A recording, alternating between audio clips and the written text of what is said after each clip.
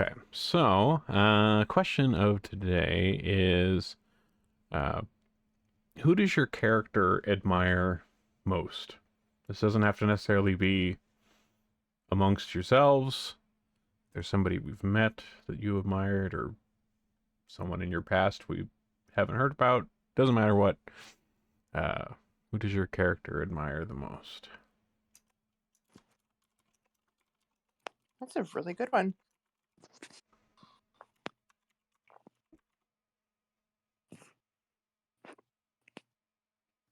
Grotus.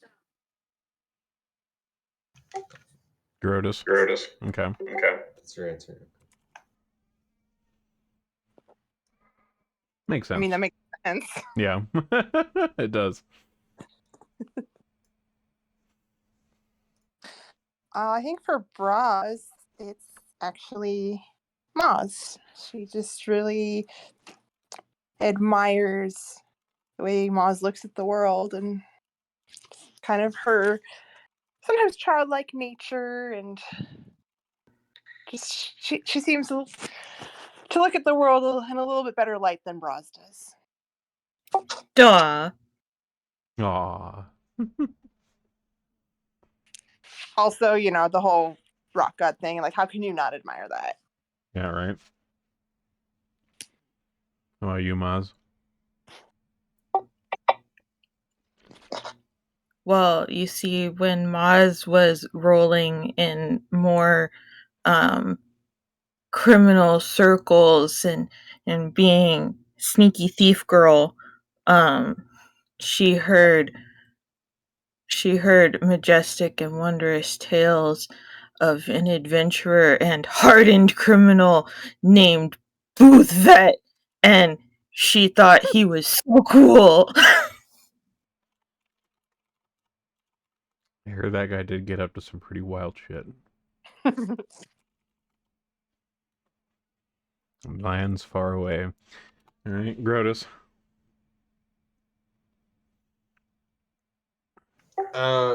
Grotus probably admires most, in a way, Honker. I'm Honker, he does. For the purity and the just sensationalist of it, and experiencing things without the same kind of electrochemistry, but experiencing them nonetheless. All right. All right. Just a glorious hunk of wood kissed with the soul and launched through the cosmos. Very nice. Okay. So, it's been a moment, but does anybody remember what all we got up to last time? Had to do is saving the fucking day. Moog, just so you know, I might have to restart my computer. I'm having issues where I can't actually move my mouse or use the touch screen. Oh, okay. That's a real problem. Well, feel free if you got it. But yeah, we finished up our stay in Escadar. Kind of just tying up some loose ends there. Having a last circus show for the area and figuring out what we were going to do going forward, since the circus kind of needs to move on and put on shows elsewhere to keep making money. And we were approached by a little goblin gal who was, there's the picture, clothing not quite as modern, but still pretty styling. And she also has a big crossbow on her back. Osho Hayes shot approached you all and said that she was here in Escadar by request of someone named Opper Vandy, who was from the town of Carrick over on kind of the main Isle of Kortos here in the inner sea of Galarian. and he was interested in having you all come over there to the Swordlands and doing your circus business around the area there.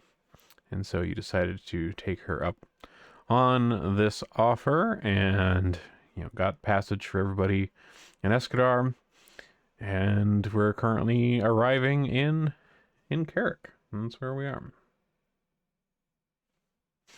So let me get a map up here. So this is the Swordlands. This is a portion of the kind of the western side of the Isle of Kortos, which is kind of the large central island, pretty much smack dab in the middle of Galarian. On the eastern side of this island is where the city at the center of the world, Absalom, is located. Kind of the big kind of capital of the place. But this side of the island, like outside of Absalom, like much of the rest of the island is smaller towns and agricultural.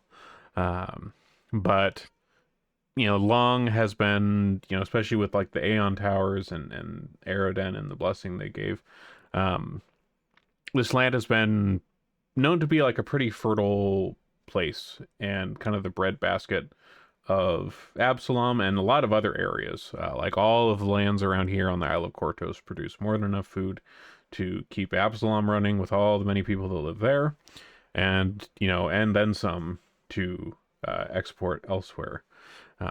So it's kind of known for its quality of food production here. But as you guys pull up in your ship that you booked passage on from Escadar into Carrick. So Carrick is a kind of a medium-sized town, but it's mainly known for its particularly large harbor and port. Like this is kind of a main shipping destination on this part of the island for a lot of the agricultural goods that come through out of the fields over here. Much like Escadar kind of was the same over on the Isle of Arran, where you guys were before. And you guys get off the boat and are kind of looking around on the docks. And it's pretty bustly. It's a pretty busy place. And through the bustle of these town docks, you see a distinctive figure appear. He is a human of about medium height, middling age. He has kind of thinning salt and pepper hair swept back from his brow above bushy eyebrows with thick mutton chop sideburns, and a neatly trimmed mustache above a smooth shaved chin.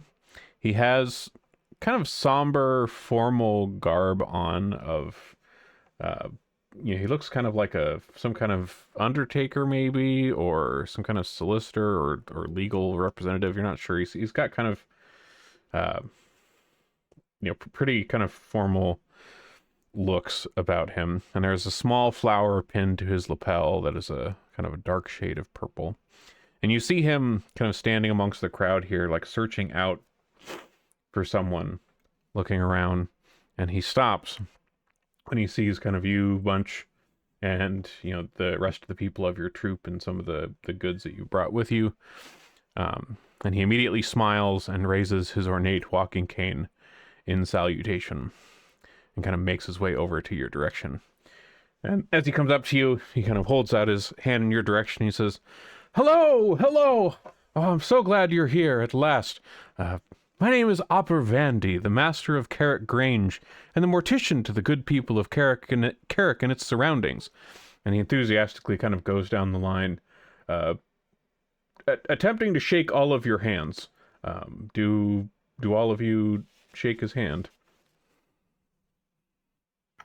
Grodus goes like he's going to do it, does some kind of sleight of hand thing, but then graces the fact that he doesn't want to touch the smelly weird guy with this big pronouncement. Performance of We of the Wayward Wonders welcome you to our graceful presence. He, like your little kind of trick hand shake emotion, like he seems quite amused by this. Kind of lets out a jovial laugh in response, and and claps a little bit as you do this little performance here for him. And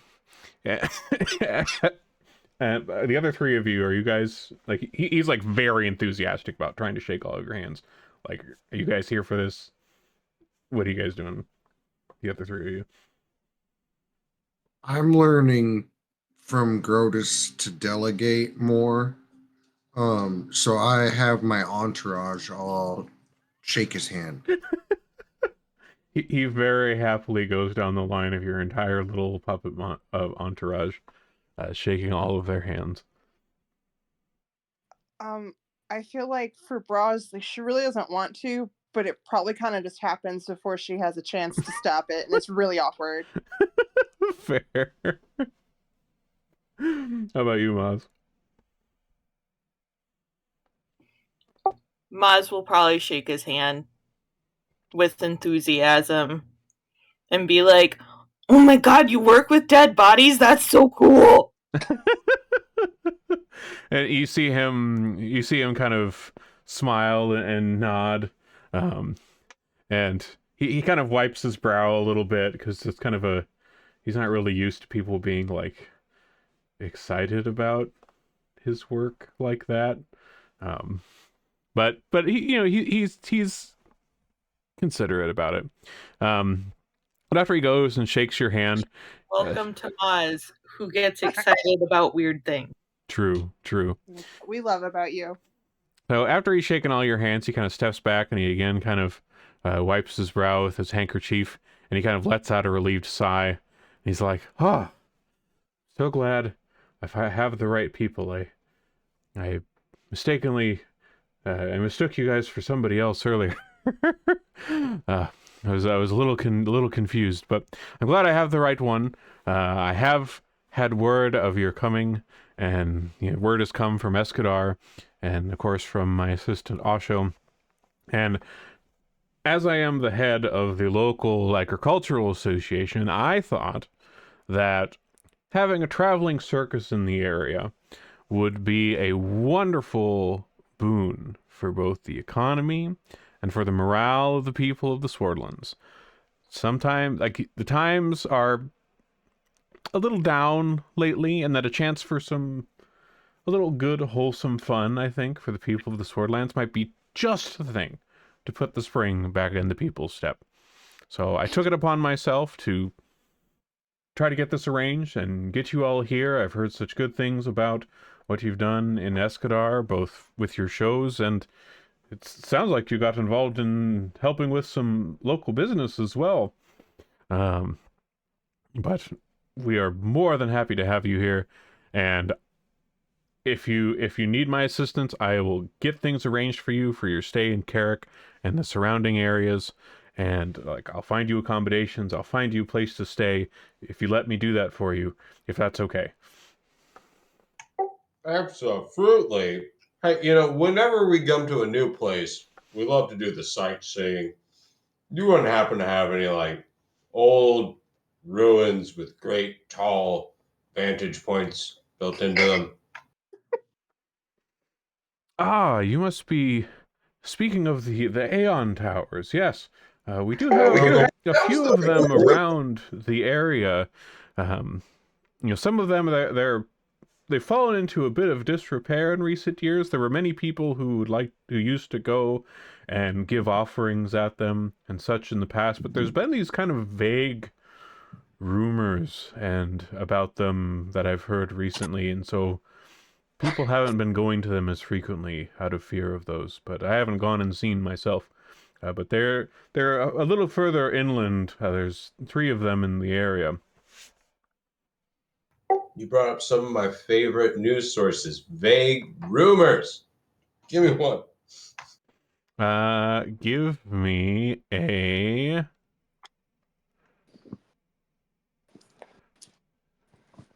like a society diplomacy check, whatever one that is that you have for that. Terrible at society.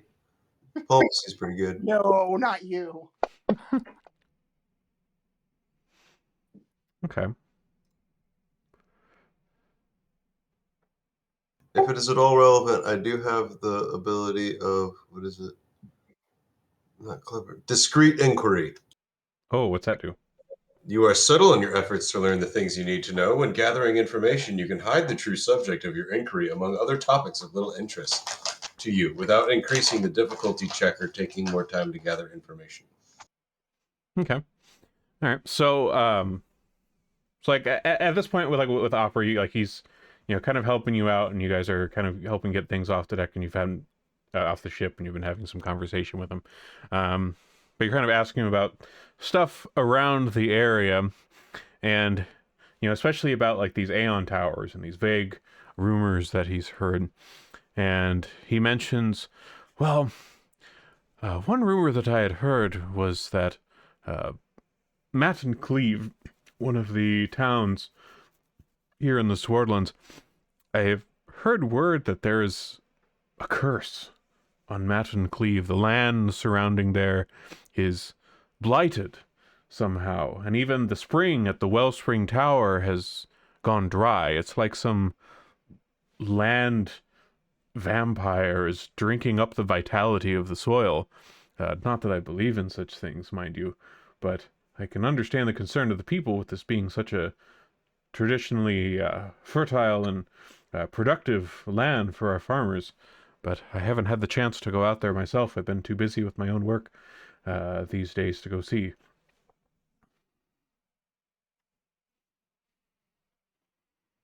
But please, once we get everything settled, if you would be so kind to join me at the Vandy house here in Carrick, I would love to have dinner with you all. Sounds great. Lead the way. Well, if there's one thing I love more than bodies, it's free food. Wonderful. Well, we can certainly see you there tonight. We still have the rest of the day, of course, to get set up. In terms of arrangements, I've already seen to the dockmaster here to see to the unloading and temporary housing of the circus personnel and the equipment and animals and assorted paraphernalia. In terms of a place to set up, at least here in Carrick, there is a market square on the outskirts of town that typically holds seasonal festivals and market fairs, and I believe that we could set you up out there. The market grounds belong to the Carrick Grange, but I've arranged for them to be lent out to you for a bargain price of just 5 silver pieces per night, provided that you purchase any supplies that you need for your circus goings from local suppliers. Please support the local businesses. We would appreciate it much. And of course, when you do move on to the other cities of the area, please do clean up after yourself. Do the best we can. Most of what I leave behind is biodegradable. Don't we all? He chuckles a bit at this. He says he continues he's just extremely excited about all this. He's very happy that you're here, and he seems honestly elated that you will draw crowds, benefit the local businesses, help the people in the area, cheer him up. He is so glad you guys took him up on his offer.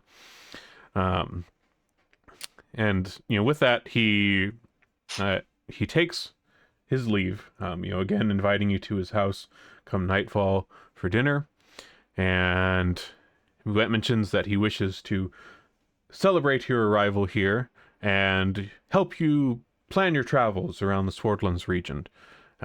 Much of this falls under the territory of the Carrick Grange, and so there's much I believe I can do to assist. And so he leaves to leave you to your preparations or explorations of the town here.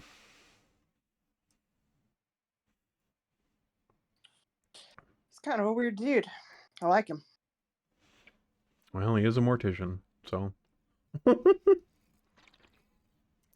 they tend to be a little strange. Mortician who's part of the agricultural society in town. What are they feeding the plants around here?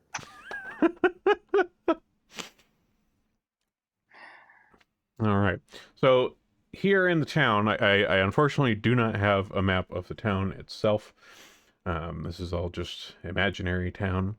But if you guys are wanting to look around town, see if you can find out any more of these strange, rumors from folks around town, we can certainly welcome to do that.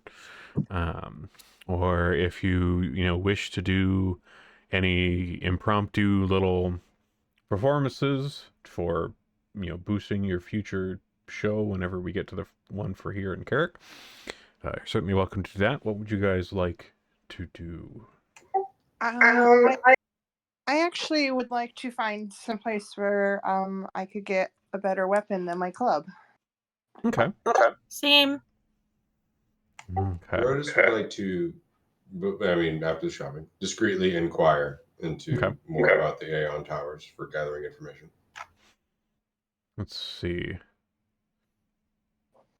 Wait, Maz, you're needing a better weapon? You still have that rapier that does, like, more damage than anybody else's weapon? Oh, is it still considered good at this level? Yeah, you have, like, one of the better weapons that anybody has. Then I'm just going with bras for emotional support. That's fair. Gotta have my sister's opinion on my weapon. That's fair. That's fair. True, I gotta make sure her accessories match her fit. Let's see. Otherwise, she'd be looking like a fool. You can't be walking down the street with me if I look that way. Exactly. I mean, just imagine how embarrassing. Let's see.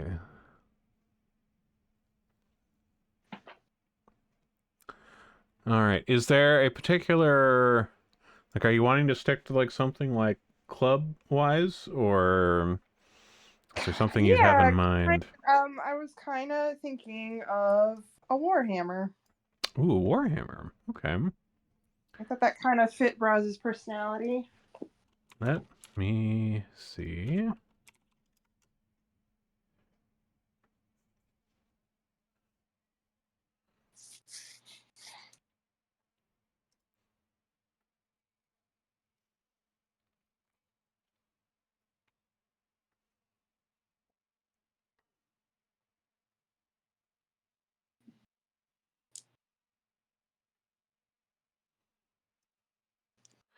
Let's see. Let me double check what your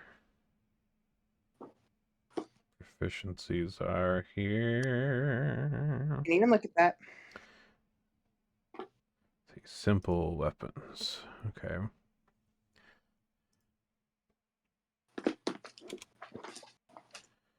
Okay, well, the simple weapons limits us a bit here.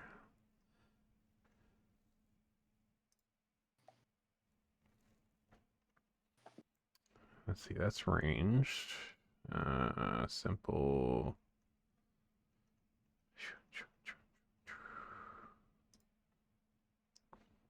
Martial. These are all martial weapons. Come on.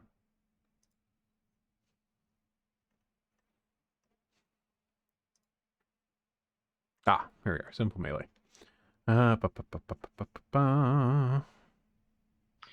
Basically, just something with metal. I think just if I can't stand a distance to blow shit up, I need something that's actually gonna hit better. Mm-hmm.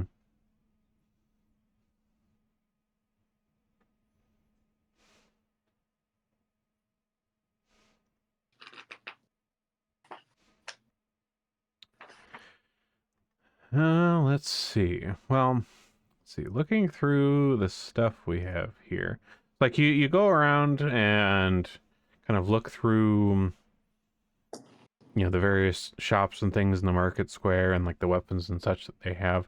But nothing in particular is like standing out to you as, particularly unique or more powerful than the one that you have in terms of stuff that you are able to handle at the moment. Trying to think of, I know there's like weapon. I know like the upgraded weapon stuff in Pathfinder is a little different than 5e. Let me take a look here real quick.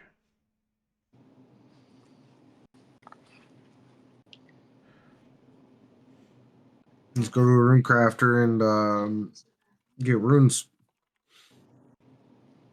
That's what you need. How does that work? So, like Moog said, like the weapons are kind of different. Like, yeah, there is bigger, better weapons, but to you can also manipulate weapons with runes. You always start with a potency rune, and then you work your way up with other runes from there that do all sorts of different things. Okay. You can have like throwing weapons with recalling runes. Any effect that's on a weapon, like lightning damage or whatever, is a rune of some kind. Okay. Okay, so it'd be like, we'd still have like the same like base club or whatever, but then we could put, runes to kind of make it like a +1 or a +2 with whatever runes or whatever we decide to put in those. Or something like Yeah. that? Is that how that works? Yeah, I'm trying to see where the list of them is here. Yeah, I'm trying to find where that is too. I was trying to look for that in the book. Okay, let's see. Because the first rune is called the potency rune. And then you work your way up from there.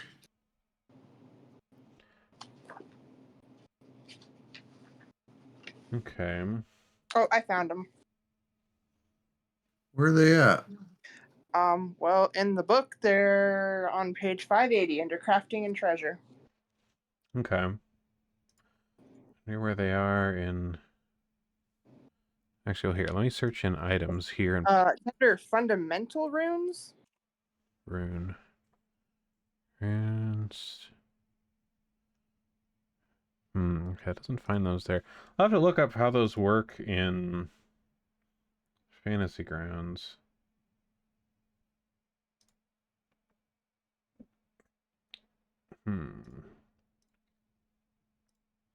Well, I found a thread about it on Fantasy Grounds, but the link to the article it's referencing that he put in his comment is broken. So, Well, that's super let's see. helpful. What's this one? Bu- bu- bu- bu- bu- bu- bu.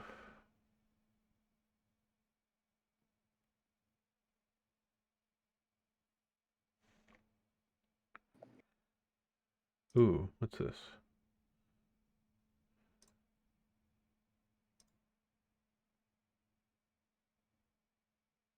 Okay, so at least according to this person's comment, in terms of how they did like those kind of runes, is they added it to the weapon as like an effect. So let me pull up your sheet here. Let's see if we can figure this out, because I'm sure we're gonna have to do this with other folks' stuff at some point as well. Okay, so let's see here. Well, it's been a while since we've had to learn something as a group. Yeah, this will be. Can we put recall runes on Grotus's fists? just it's embed some magic rocks into Curtis's hands. Oh my Yeah, god! I'm down. I just want to see him accidentally punch himself in the face. Stigmatomy. Okay, so if we look at the club. I think for that we literally just have to get him drunk enough. Then he'll punch himself in the face on accident. No, when he's drunk, he's more coordinated. I will do it stone sober for 1 silver piece so I can get drunk. I'll take that action. So while they're doing that, can I find like a toy maker? Yeah, you can certainly find a toy maker around here. There are. You managed to find a small shop that seems to specialize in, fairly simple like children's toys.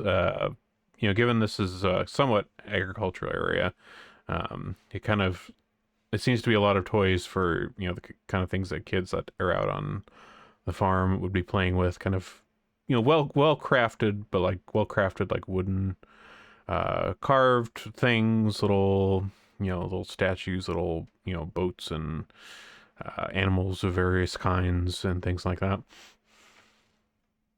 So, because I noticed Grotus seems pretty happy lately, but he tells me a lot that he's empty inside, and I'm kind of down, but I want to be happy. But I think this will work. I want to see if a toy maker can make me empty inside, and then I can keep my entourage inside of me. Okay. All right. Because then I can be empty inside and happy too.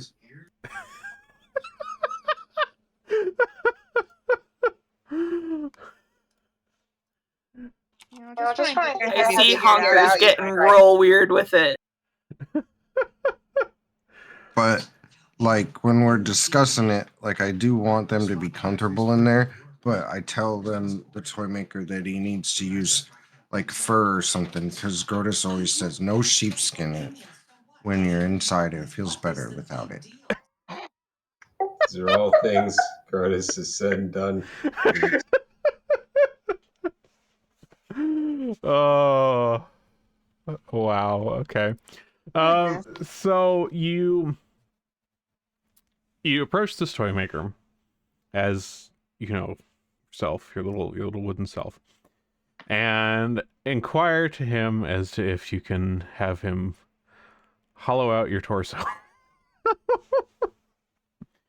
He's a little confused and perplexed by this request. It's not often that he has wooden creatures come in and ask to have themselves be carved up. This is a bit of a new experience for him. But is there a puppet anesthetic? Is there a puppet anesthetic? Do they? I don't know if puppets. I don't think they need anesthetic. It's just. I don't know, Honker. Do you feel pain, Honker?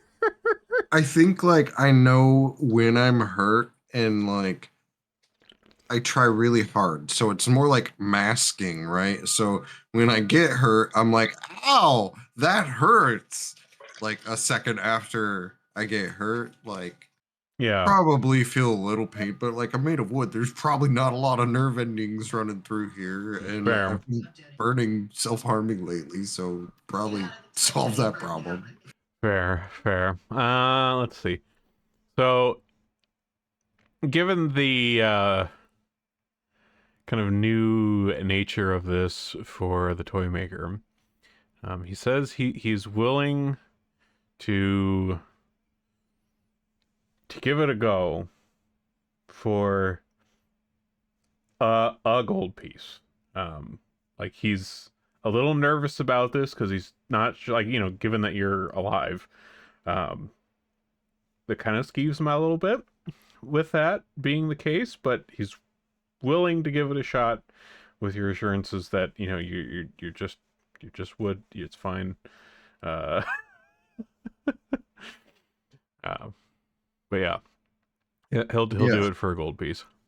I assure him that he can do no harm. I'm just one hard piece of wood, and he can work on me all day without a problem. It's not gonna hurt. All right. Well, he is successfully able to. He brings out his his chisel and his various other tools, and gets to work hollowing out your torso, and manages to make, like, on your back, he kind of makes a little kind of it can like flip up and like open, so that stuff can go in and out, since you mentioned you're trying to store things in there, or you're store your little dudes in there. But yeah, at the end of all this, your torso's hollow. It's nicely, comfortably lined in there. You got a nice, comfy place, and you have a handy access door, like that kind of just takes up a good chunk of your back. I refuse to adjust my clothing for this. It will tear every time. I will bend over, like I will like take like a birthing crouch and like bend over, and I will scream every time my entourage comes out. I need to establish that as canon now. Oh Well, I man. think that will definitely make you So more basically, Just stance and make a sound like you're just doing a regular Dragon Ball Z power up. Yeah, just Just a wide stance and a lot of groaning. oh man. Okay. Oz is Not play a to game, which is how many rocks can she hide in Honker before he notices? I'm into it. Cool. This we're gonna have some Honk is gonna have an interesting performance next time we have a circus show, aren't we? Wait, can I pay him 2 gold to like Matryoshka all the entourage this way? Sure, why Or not? like 5 or 10. I don't care. I'm throwing like gold at him. I'll pay him like, I'll happily give him like 5 gold to Matryoshka the whole group so that we can all scream. Do this. I love this. Okay. He says it will take a little more time to, if you're wanting to Matryoshka your whole entourage, but after yours goes fine and you don't seem to have any indicate like it didn't get weird. It just was like working on any other piece of wood.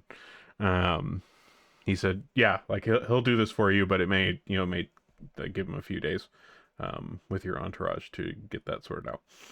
Yeah, I happily leave them with him. They're not real people anyway, and then I leave. Oh boy! All right. And I go find the girls at I've the been rune reading while crafters. this Yeah. has been going on. Yeah. There is actually a rune that's called Striking that does actually have, like, it makes it so that my thing would do more damage. Okay. Then did you find that in here, or did you just find that somewhere? I have the physical player's handbook. Yeah, the physical player handbook. Okay, yeah, I have to figure out how to. I was trying to look around because I was thinking, well, this really feels very familiar, right? It feels like the forge system would be appropriate here. Remember that from Starfinder? Vaguely. I mean that's also from Paizo, so I assume it would be somewhat similar, right? I haven't played any Starfinder, so I don't know how that system works. I had thought you had for some reason, Moog, but like, yeah, it was all runes in that, but like the rule set inside of Fantasy Grounds had like a little forge option in the items thing, and it let you. Let me take a look. It doesn't have one here, or it might for you. I don't know. I do not see anything about forge. Okay. Yeah, it was, and it allowed you to kind of build those custom magic items very easily. So I'm trying to see if there's anything like that for. Well, with this particular rune I'm looking at for striking, it just says it stores destructive magic in the weapon and increases the weapon damage dice it deals to 2 instead of 1. So, like a 1d4 would go to 2d4. Okay. So that one would be that would be pretty easy to just adjust. Yeah, I think with something like that, because I think like a combination, if it's something that changes the damage, like that's easy enough to just put another dice into the weapon. Ta-da. Yeah, that's literally all that one does. And for the ones that like the potency one, because you'd put a potency one in there first, and then you would do that one. At least from this comment I'm seeing from someone, how they just did it as an effect. That seems like I just like make an effect in the combat tracker and put it on you, and just put like, +1 circumstance bonus or whatever on like weapon or something. Like he took like a screenshot of like this effects panel in his Fantasy Grounds. Oh wait, if I'm having to do these potency ones first, I can't do that because you have to be an expert in crafting. And I'm only trained. But that's you. Yeah, that's you. Like you're in a town full of. Oh, that's true. Folks who could. Do you have to do these potency ones first? It doesn't say that. Do you? Hold on. It's just got like fundamental rune, and then it lists the fundamental ones. But it's first there's fundamental armor, fundamental weapon. I'm basing that on.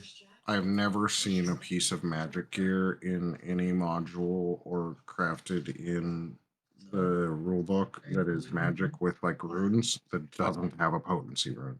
Yeah, I mean, I would say like if we do something like this, it's gonna make it like a +1, because if it just like changes the damage and doesn't like change your, like gives you Yeah, like the that's what bonus on makes your it dice. magical. Like the potency gives it.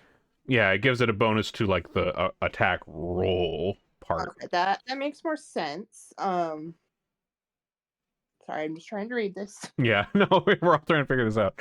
All right, so let me try putting this like effect on here. So let's see, how does he have this typed out? Let's see. Is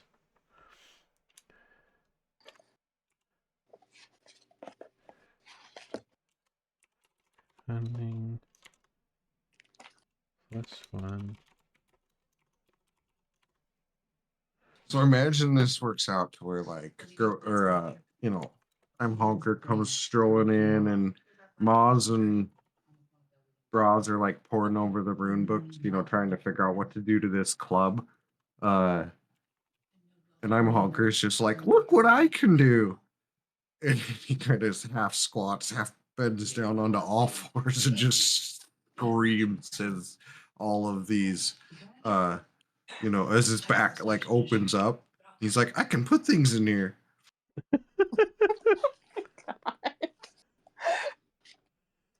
Okay. Okay, so here, let me test out and see if this worked. Let me take a look at your. Okay, so your club. Let me adjust. Okay, so then if I understand the potency thing and everything, it sounds like if I want the striking, I need to add the weapon potency first. Well, I don't think there's like an order we have to do it in here in Fantasy Grounds. I think we can just like put it all into the weapon details. I could do this both this time. Yeah.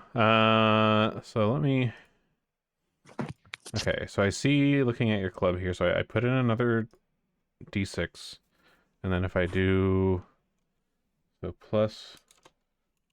Yeah, I definitely have the money to do both. +1 circumstance. Okay, actually here, let me do a roll without it, and then see if this changes anything. Okay, so if we roll with the club. Okay, so you have 20 plus 14. Okay, so what if I do this? Let's see, +1 circumstance.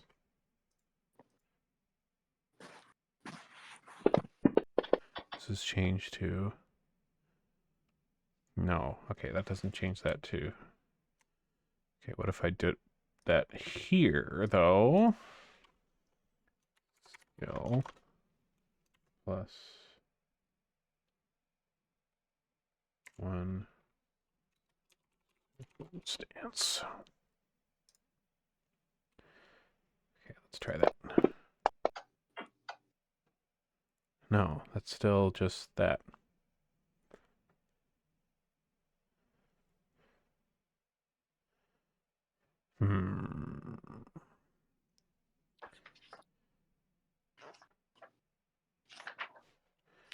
Oh, what if I do this?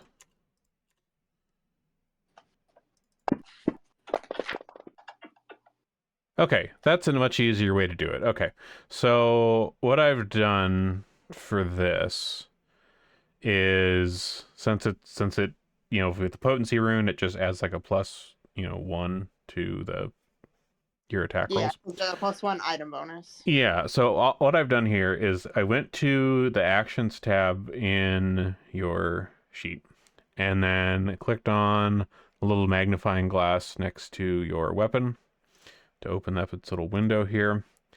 And then in the attack chunk, I just put a +1 in that per attack bonus box. So that's just adding a +1 to the base like proficiency that you would have. Okay. So instead of it being like +14, +9, and +4, it's now +15, +10, and +5 for the hit. And then I just dropped another dice into the damage one for the damage increase rune.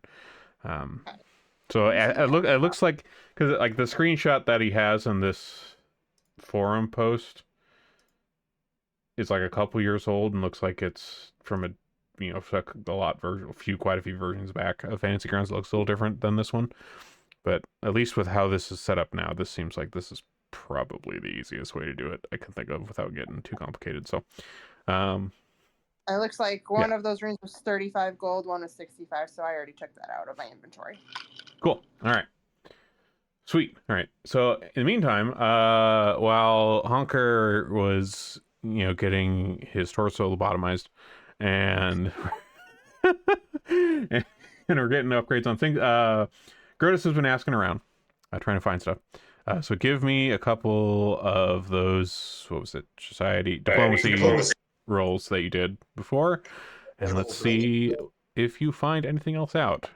Asking around the good people of town. Ooh, nice.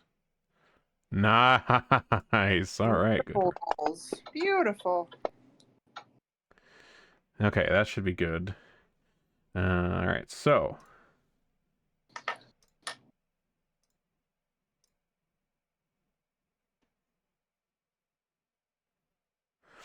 Okay, so.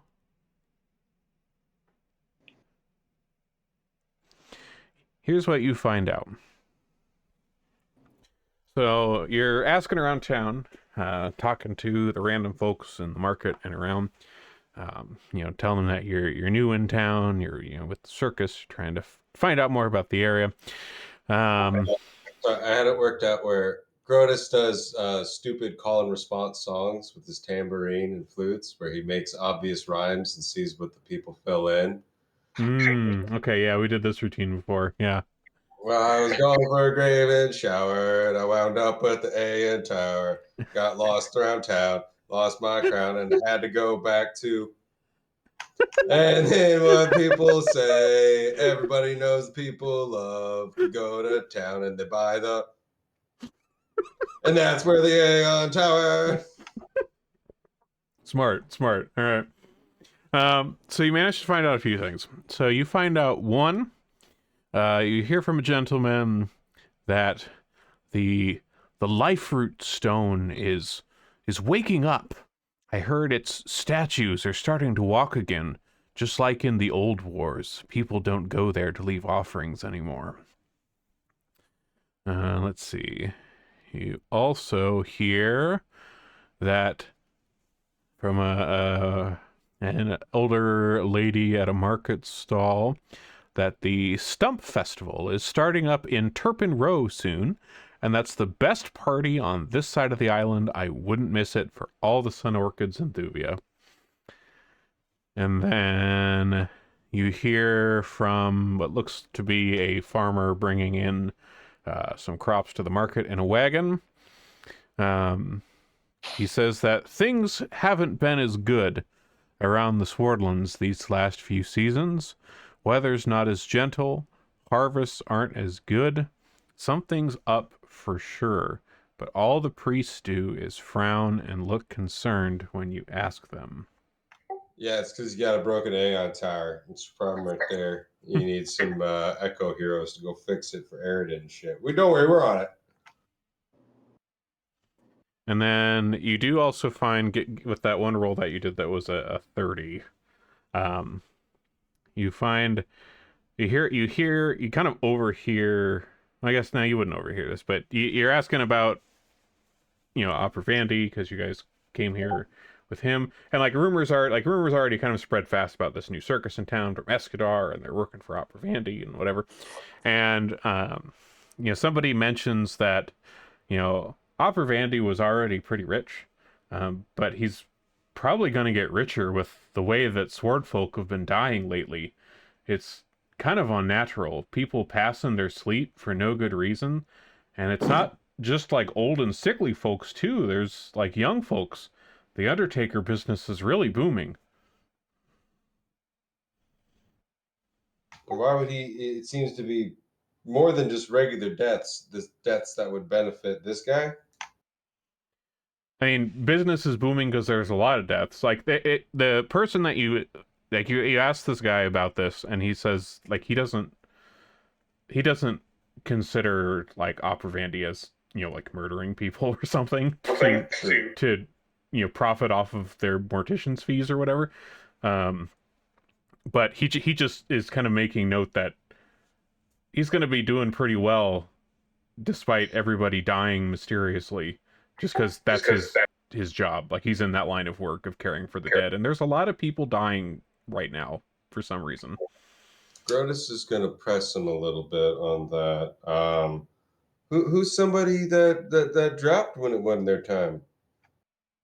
Who's a recent one who just went out in their sleep? Hold on here. I know I have something somewhere with this.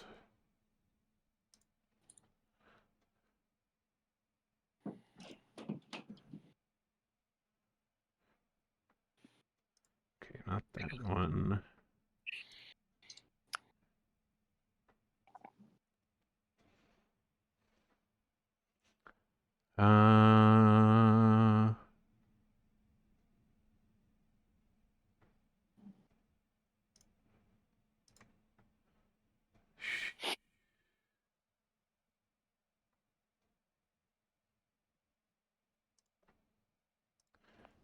Okay, here, let's see. Here we go. So you find out the most recent one was a gentleman named Humber Huttenfell. And recent enough that he is actually currently lying in state at the viewing parlor at the Vandy House. So like he's like in the process of his funeral arrangements right now. And that would be the most recent one. Would be the Huttenfells family, from that family, which was within the last day or two. And it, like, he mentions, like, you're pressing him on this, and he mentions that, like, all these people that, like, you know, they just, you know, they died, but there's no, like, nothing, like, you know, gruesome about it, or like they all died in their sleep. They all just died. Like, there's no foul play, it seems. There's nothing clear that had happened to them.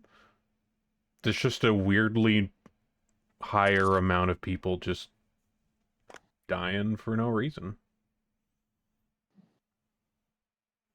Interesting. It's COVID! They got COVID here on Absalom! Oh, shit! We gotta lock down the city!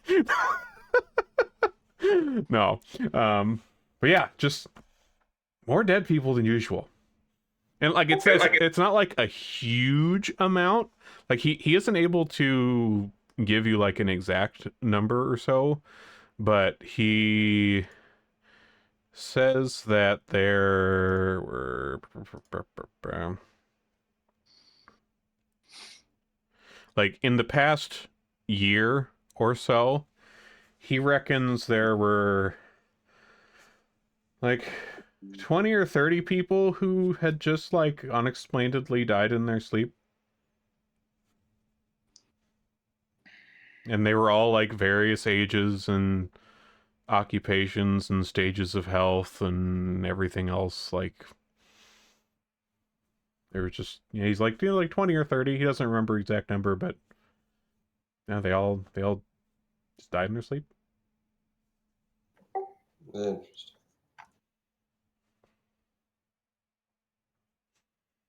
All right, so you feel you've gotten a nice bit of information out here, and the rest of you have done some shopping, and the, you know, main bulk of the troop has been getting things situated over at this kind of festival marketplace area on the edge of Carrick.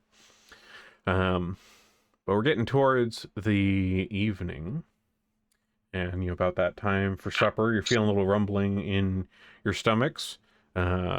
Perhaps, you know, honker a little more than usual, being a little more hollow than you used to be. You want to fill that hollow somehow. Or it looks like Quick had to step away for a minute. Oh. See, if he did have to step away for a minute, we could always just do our little break right now. Yeah, it's like quick head take the dog out. Oh, okay. All right. Well, let's see. Given we're we're not like quite halfway, but yeah, we'll go ahead and do our little break here then, while Crick's taking the dog out.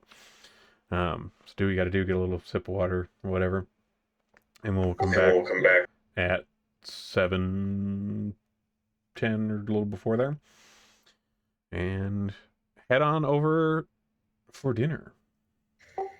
Chai tea or peppermint? What do you think? Peppermint. Yeah, I haven't had a peppermint tea in a while, but those are usually pretty good. That's a good one. That's gonna perk me up. That's good. Nice. All right. Well, we'll see you back in a little bit.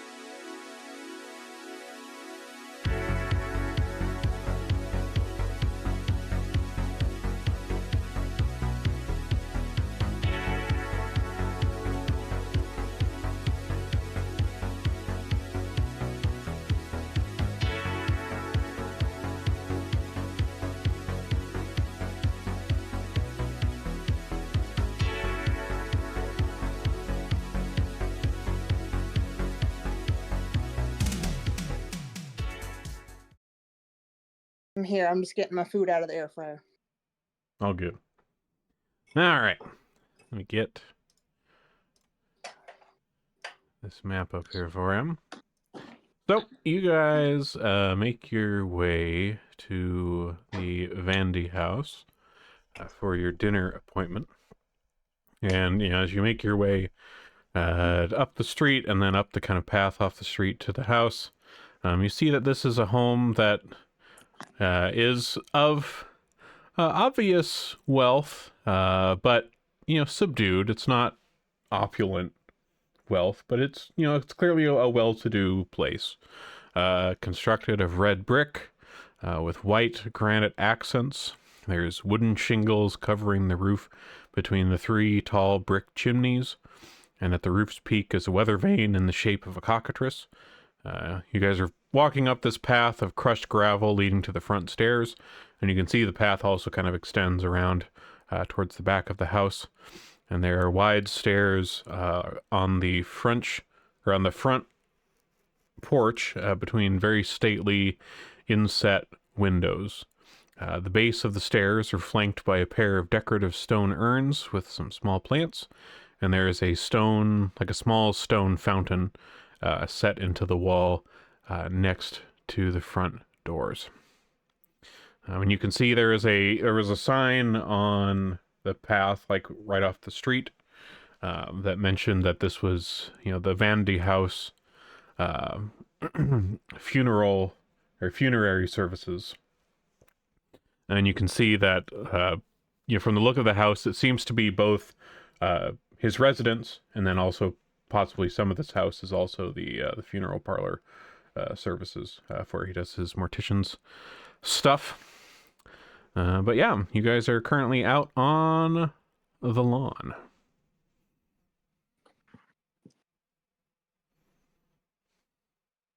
Well, I want to go view this body. What's the habeas the corpus of this recently mysteriously deceased? All right. So, Hender Huttenfeld. I knew him well. Your best friend? These lips held such a smile, but now no more. So you guys kind of make your way up to the front door and knock. And after a moment, the door is open and you're greeted by Opper here. Oh, I have a picture of Opper. I should probably share that. Here's Opper Vandy. Maz would like his outfit. Huh? Maz would like his outfit. He does have a pretty nice outfit. That is true. It looks like he should be talking about how ruin has come to our family. Right? Maybe he will. Yeah.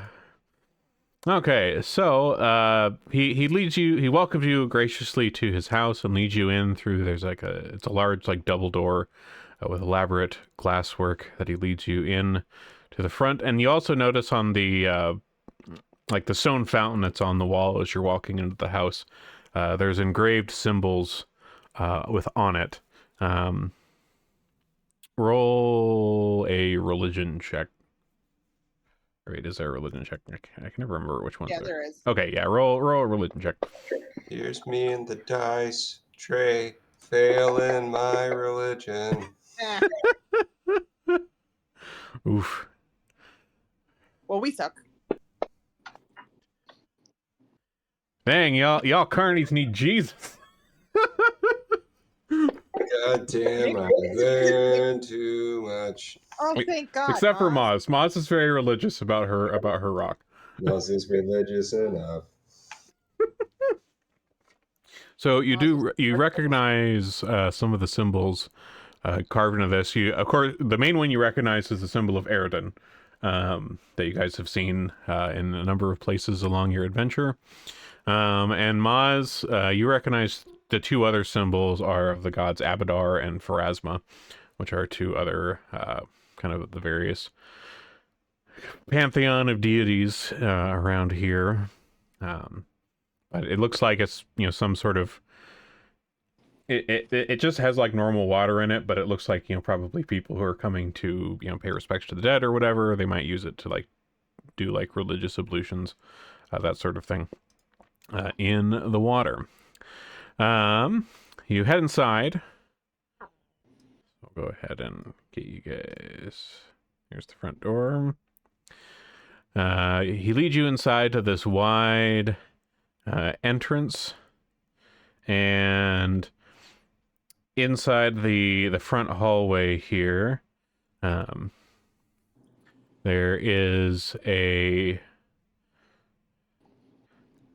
leads you into the front parlor here, and he welcomes you to his home. There's like a scent in the air of you know, some kind of meat being cooked. It smells quite delicious.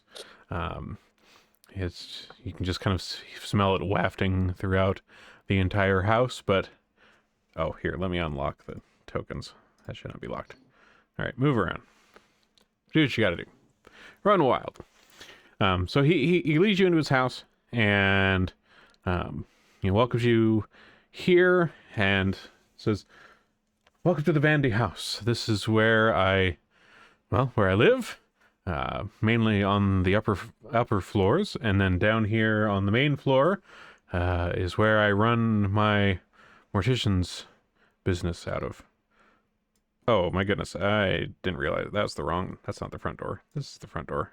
No. I was like, where's the double doors? It's these double doors. Good lord. Yeah, this is a little more front foyer. It's like, this is a very narrow little hallway to be. Oh my! How on earth is this his front door? Yeah, this is the front door. Okay, so we're in the foyer. Here we go. All right, so yeah, so there's openings, kind of wide openings in this parlor, in this opening hallway here. To the left, you see what appears to be a viewing parlor, as there is a casket currently on a kind of platform here in this room to the left. And then there is another room to the right that seems to be a little bit more of a sitting room. There's a fireplace in there that's going. And there's some other doors kind of leading off in the other plate in some other directions. But he kind of motions towards the viewing parlor here, and he says, this is, of course, the viewing parlor where I do most of the funerary services for the families here. Please don't mind the casket here on the table. There is a viewing in process for one of the local families right now, and during dinner I may need to step out for a moment to attend to any relatives that stop by, just so you are aware. But you guys see that there is a kind of an elaborate, like this platform that it's on is this really elaborately carved wooden platform, and a wide brick fireplace in the wall behind it. There's a number of chairs just kind of around the room in here, which all seem pretty nice, but look like they might be kind of a little uncomfortable to sit on. And little end tables here and there so people can come and sit and grieve and, you know, spend time with the deceased as they need to. There's a gray carpet that covers most of the floor, and a stained glass window on the on the western wall, or the stained glass windows on both the western wall and the southern wall, made up of kind of deep red and blue glass that kind of casts these somber, colorful shadows on the across the room here. And there's a sliding double door in the north wall, it looks like.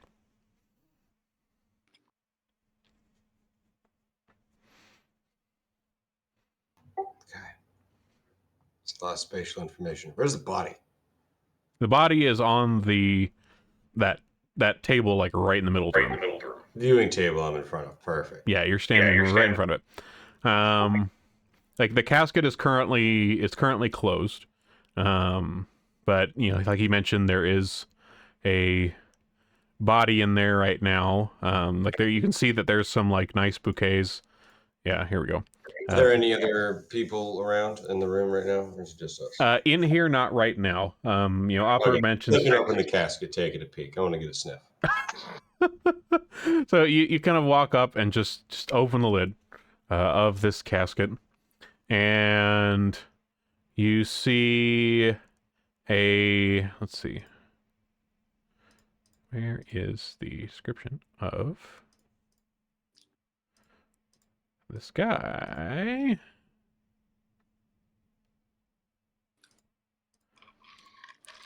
Why did they not link it on that particular page? All right, so you open the casket, and there appears to be just like a kind of a middle-aged man. Possibly kind of similar in age to Opper, maybe late 40s, early 50s. Not too particularly too aged. And, aside from being dead, he doesn't look like he was like sickly or anything. He just looks like an average dude resting peacefully in the casket. I do a medicine check just to give him a once over, check for wounds or something. Well, So you made it upright. You shouldn't be able to see that. Signs of wear and tear. So you as you're kind of like looking over this body, like Opera kind of steps into the room, and he's like, I can understand the fascination and the curiosity with the deceased, but please, out of respect to the family, we should probably best leave this closed for their viewing. But you do like in the moments that you have to like look over him before he kind of just closes the casket. You don't notice anything particularly out of the ordinary. He did a great job with the embalming process and everything he has to do as a mortician. But there's no, wounds, no things that look busted, no signs of violence. He just looks peacefully at rest.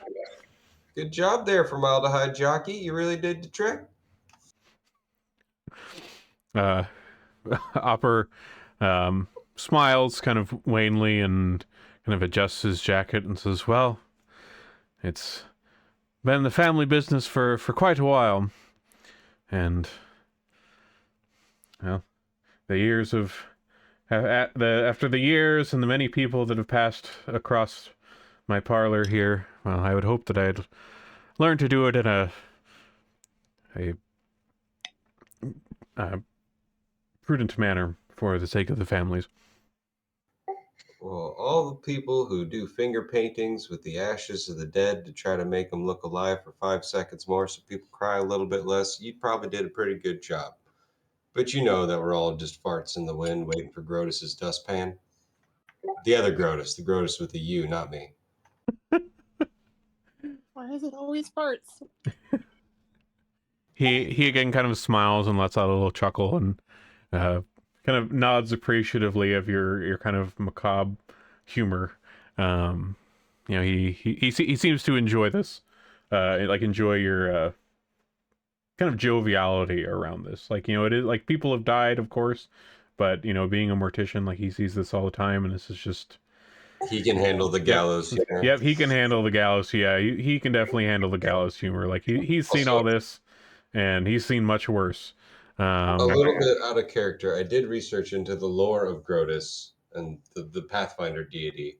Okay. And the worshippers of him, and usually they are indistinguishable from transient mentally ill people. Because they're usually just kind of going on about the end of the world, the meaninglessness of it all, or seemingly high functioning, and then just slip random nonsense about the when the gods are all going to die into the big crack of the world. So Grotus might be mistaken for, or could very well be, an actual cleric of Grotus.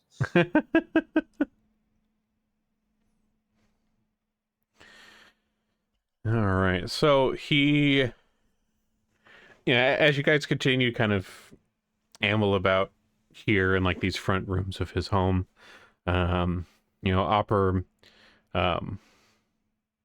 kind of pauses for a moment, and then he kind of rushes into the room to the right, and then kind of pokes his head back around the corner and says, "Ah, of course, please, let me offer you a drink. I have a modest selection of liquors that I keep in the cabinet over here, that you are welcome to partake of while we wait for our dinner to be finished." And you kind of follow him into this other room here, which is a kind of a nice front sitting room. There's a comfortable sofa and a kind of a low polished table and a fireplace that's currently crackling away in the wall with comfortable chairs. But you see him kind of standing before kind of a liquor cabinet, and he's kind of setting out a few glasses here and opening the doors, and you can see kind of an array of various liquors. He's got some whiskey, he's got some wine, he's got some kind of regular old beer. Dealer's choice. So he welcomes you to partake. And as you all are kind of taking whatever it is you decide to take from his liquor cabinet here, he continues to kind of explain how he uses this structure as both his like residence and the local mortuary house.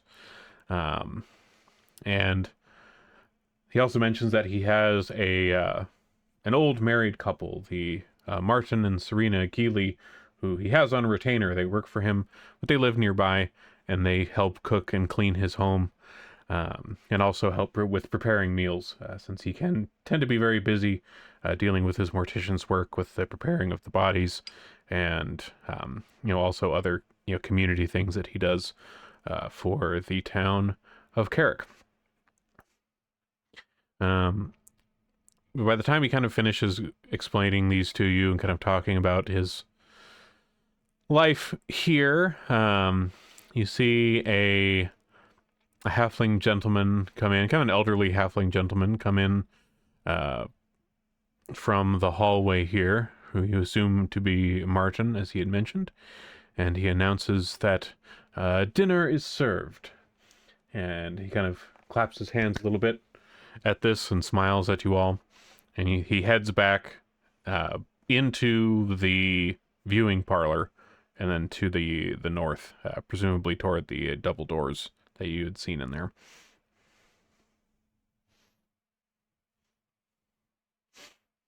Follow him into the dining room. All right. I'm not going to eat off a dead body. It's not my style this time. All right. So you head into the dining room, and you see the Martin and Serena kind of just laying the last few things on the table here.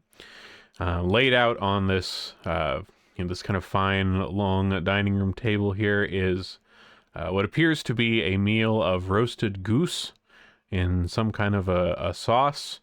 There's artichokes, turnips, barley stew, collard greens, and goat cheese, and warm bread served with fresh butter, as well as a selection of local vintage wines, and a small cask of ale on a small side table. And a pie that is cooling on the table next to them, which appears to be made of lemons. Everything smells absolutely delicious, and there seems to be quite a generous amount of food here on this table as you all seat yourselves. Quite a feast, Hopper. Yes, of course. I mean, you are esteemed and welcome guests here in Carrick and the Swordlands, and I would be remiss to not make you feel welcome during your time here. I am grateful for your presence. We are awesome and talented and amazing and all that shit. But then Grotus is gonna grip his carving knife and slam it into the table. But we're a second string set of sideshow freaks. What's this about? And he's just gonna jab at it, and then kind of eye contact with Maz and Bras. If this goes off the rails, you can reel me in. But he's gonna go straight for the heart of it.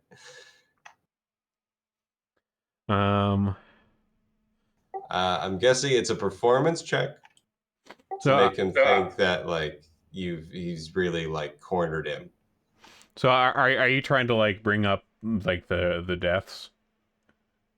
No, he's just trying to pressure him into like why us, and also the jig is up. Like it's sort of like it's a bluff of I know. Okay. Probably deception then. Okay, yeah. Go ahead and do that. It would be either deception as create a diversion, impersonate, lie. It's a lie. Yeah, I'd say deception for something like that. Shit, hero point. All right. Can I assist him by choosing now to give birth to my entourage on the table? Oh my god. Oh my god. Sure. Yeah, and Grotus is gonna like the way that assist comes up, and like all this shit comes out. It's like this is what you wanted in the town of Carrick. You just had to have. We're the cream of the crop, huh? You wanted second-rate freaks nobody would miss, and you got them. What's the jig? Yeah, well, one thing to note, Honker, your entourage is currently at a toy maker shop. Yeah, so a bunch of pebbles that Moz threw in just fall out after I scream and flop around on the table. Now that's even better. Offer's eyes kind of go a bit wide at this display here, and he says, "I like a little bit taken aback." He's like, "I must say, I haven't really had the chance to entertain folks of the circus entertainment variety, but you're certainly a lively bunch, aren't you? I do hope the energy, the interesting energy that you're bringing here tonight will boost the good peoples of the Carrot Grange." Grotus is going to hold an awkward silence, still with the carving knife kind of harmlessly jabbed in his direction, pointed in his direction, not actually like jabbing him, but like, from the opposite end of the table, just kind of indicating at him with it, holding it, and then having no sense that this is a lie. Just kind of like, well, you've passed. That's the first circus trip. It's called The Jig Is Up. It's rule number 1 in the Meeting New Friends book of the circus ways. It's called the vibe check, and you passed. He kind of like you see him kind of get like a little an awkward smile, like okay. See, you're right. We are a colorful and cultured people. I'm glad we can have this exchange. I eat children. That's his word for chicken nuggets shaped like hearts of Eridan. He like after this kind of initial like shock of this, he kind of seems to relax a little bit with this, and like he, like you're a bunch of weirdos, but he's a mortician. He's kind of weird too, in his own way, and so he's like, like this is different, but this perhaps is all right. It's a little out of his experience, but kind of interested to see where this goes.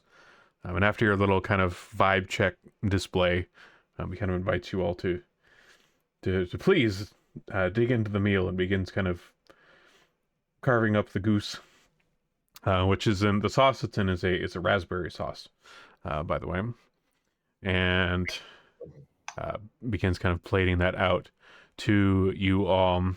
So as you kind of settle in a bit more to Opera and the meal here, he begins kind of going over a few places he thinks would be good for you all to take your show aside from Carrick. There's 4 principal settlements of the Swordlands that I think would be the greatest locations for exposure for your troupe.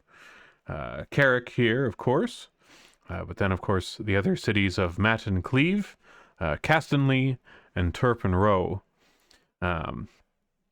These three are off to the... Where is my map? Mattencleave is up the coast to the northeast.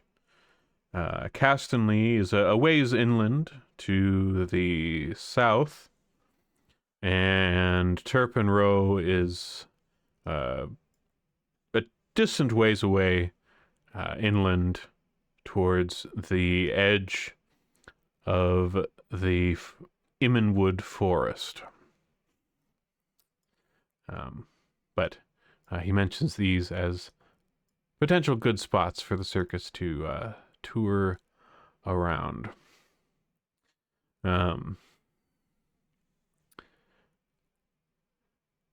Let's see here.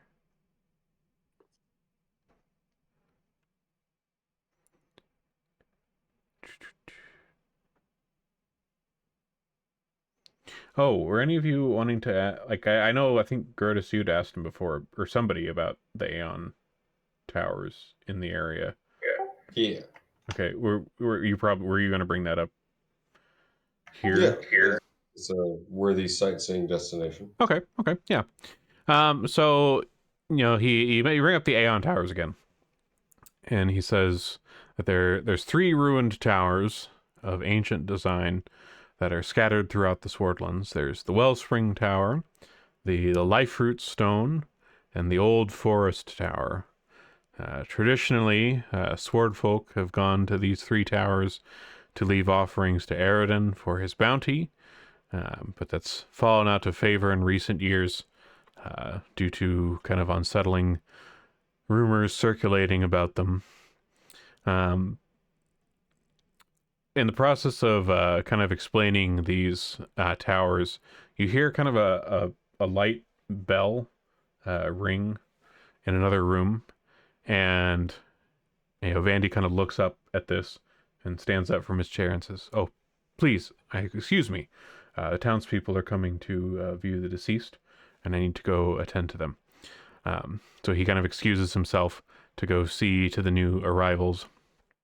And like the sliding doors between here and the viewing room, like he kind of closes them behind him as he goes through, but they don't close like quite all the way. But you see him usher in a couple of folks in from the front door and into the viewing parlor, and then you can see him kind of step out of the viewing parlor back into the main hallway, kind of giving them a few moments to privately pay their respects to their departed. And as you guys kind of continue eating in here and watching through the almost closed sliding doors, after a few minutes, he returns, and you kind of, can't really make out anything that they're saying, but you see him kind of offering his condolences to the people that are visiting, and then, showing them back out of the funeral home, back out the front door.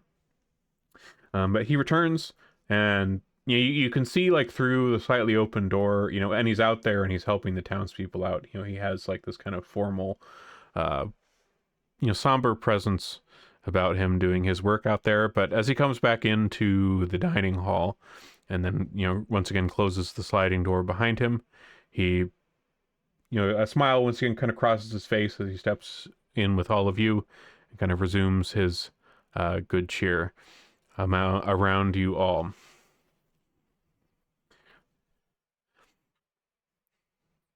Let's see. So, Gross, I know you were kind of doing the jig is up thing earlier, but were you wanting to bring up these deaths that you'd heard about? Yeah, he was going to ask about that. Like, it seems like there's been this weird trend over the past year I heard about. People to die. People dying, that kind of, yeah, that's the one. People dying when it seems like they didn't have any good reason to. And as you're saying this, like, he's in the middle of kind of like taking a bite of goose or something right now. And you ask this question about the deaths.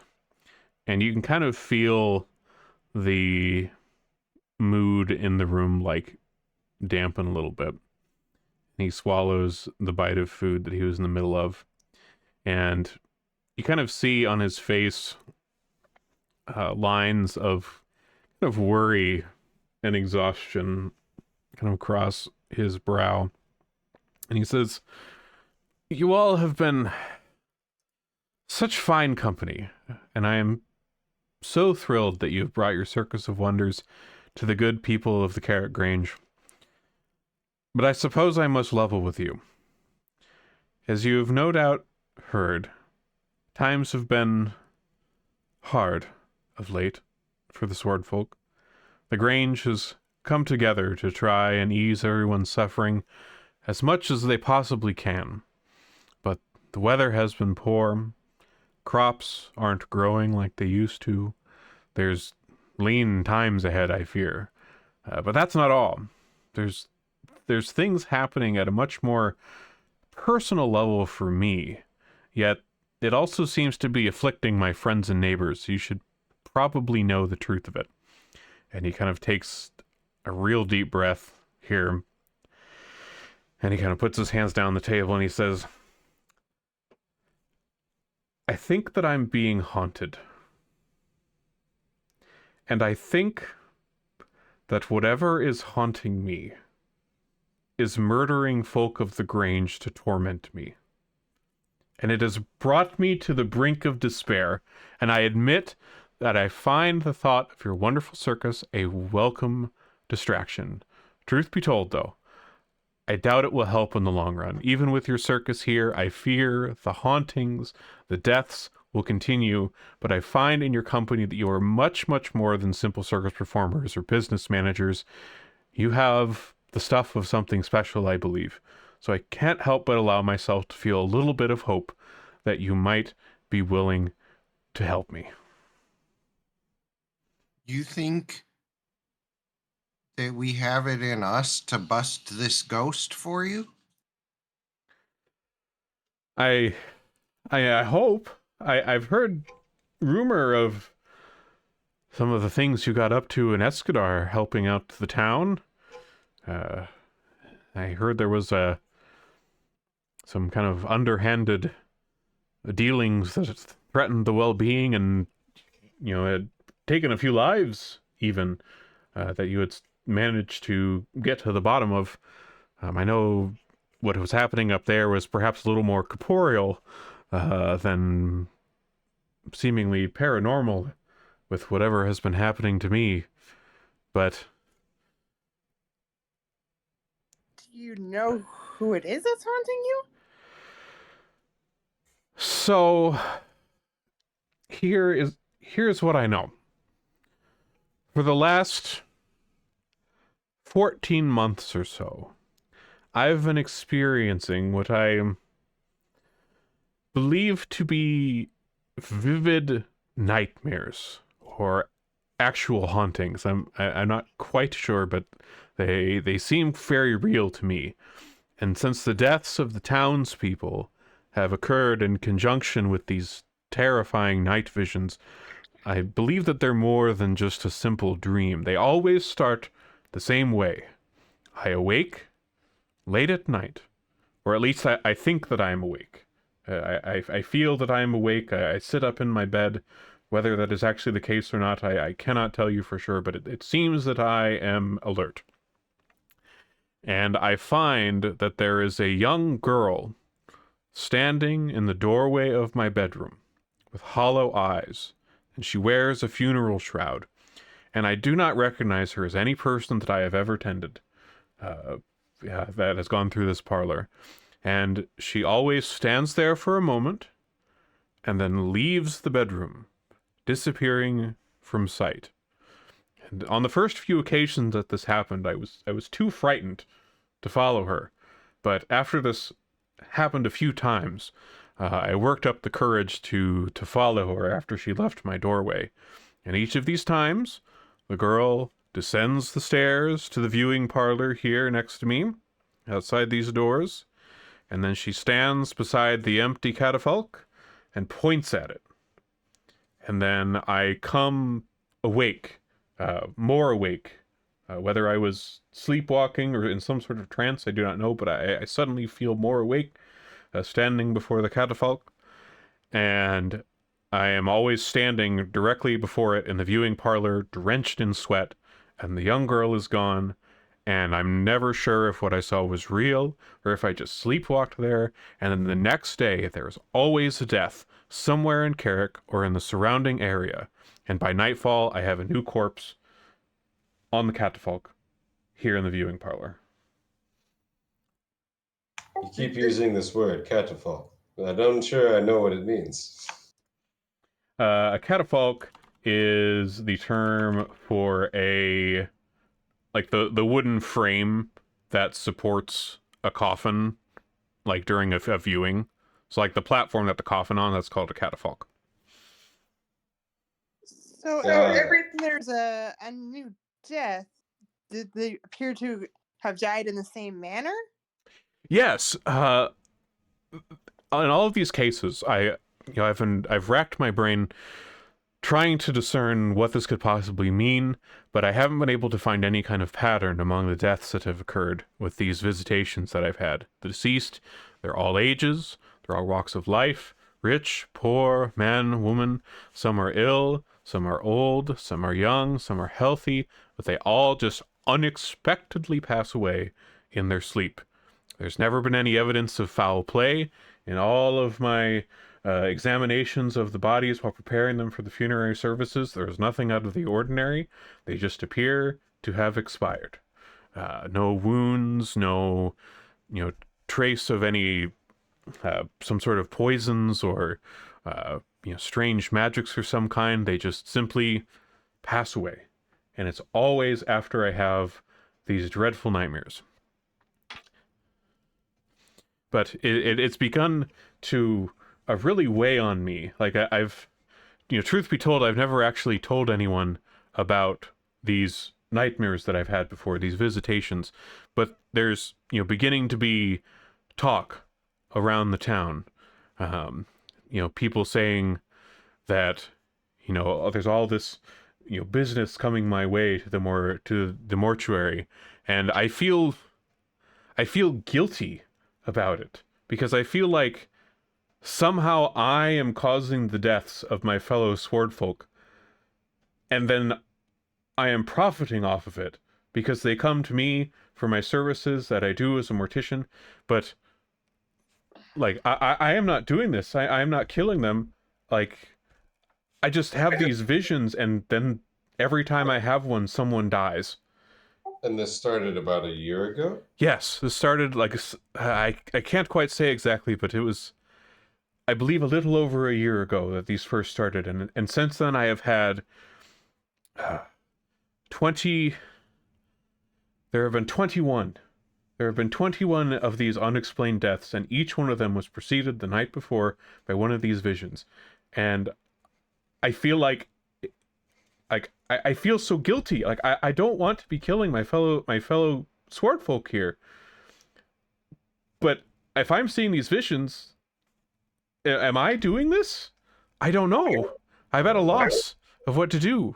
I've considered going to the local priest, but with the Grange has already had stresses with the bad harvests recently.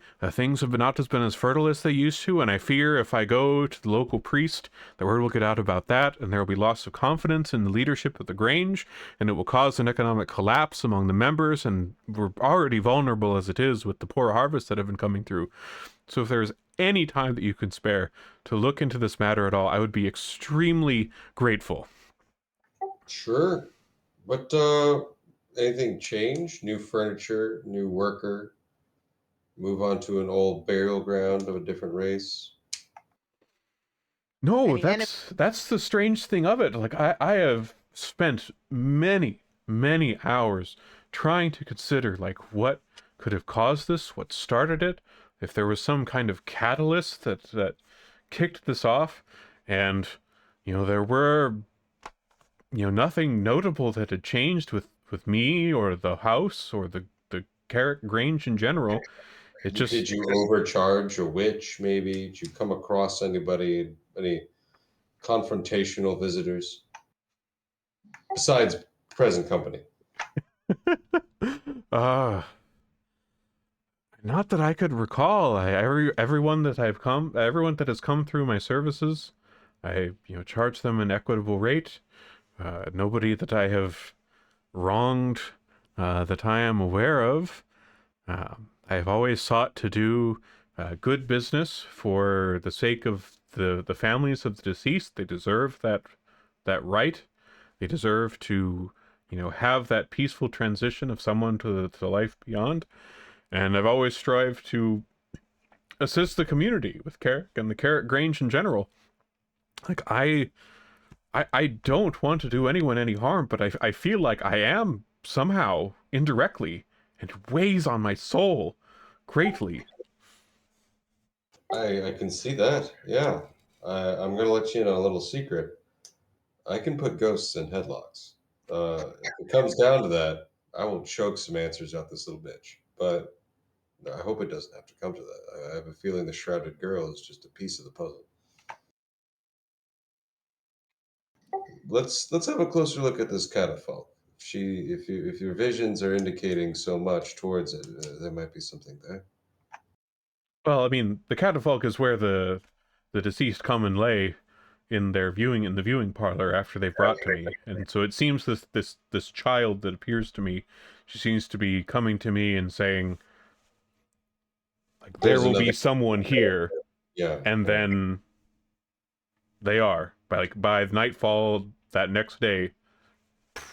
There's So the someone there. nightmare is she's appearing at the end of your bed, walks down the stairs, indicates to the catafalque. Mm-hmm. Yes. Yeah. She seems to like just indicate like someone will be here, and then Usually that next last day I day- hear word of a death, and then as I am the mortician of the area, they end up on my table. Who was the last victim besides Huttonfell? Well, I'm you interestingly, well, Huttonfell was the most recent one. Like, you already knew? Oh, but don't worry about that. So, well, Who's the other- rumors really are spreading around Carrick, it seems. Oh, Besides, yeah, but any other names besides Huttonfell? Anything that we could use to connect dots? well, he thinks for a moment here and says, well, aside from the Huttonfell family, as you know, they're the most recent ones.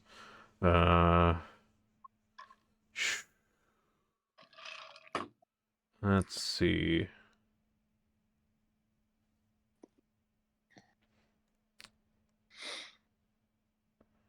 Let me take a look here.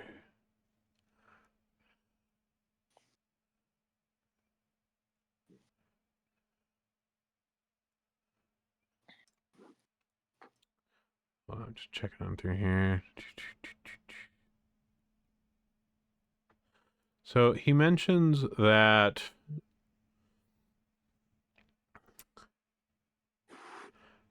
one in particular, the one where it all started, like the first nightmare that I had, a little over a year ago, was an old farmer named Kuru, who lived near Matin Cleave.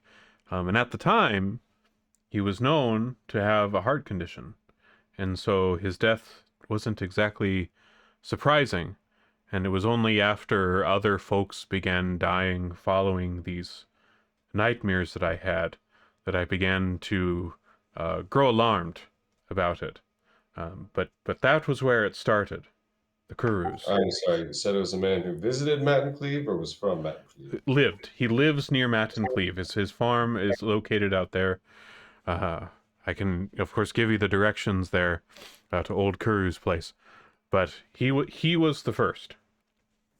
Yeah, we'll probably have to peek in around there. We're going to have to head Mattencleave direction soon anyway.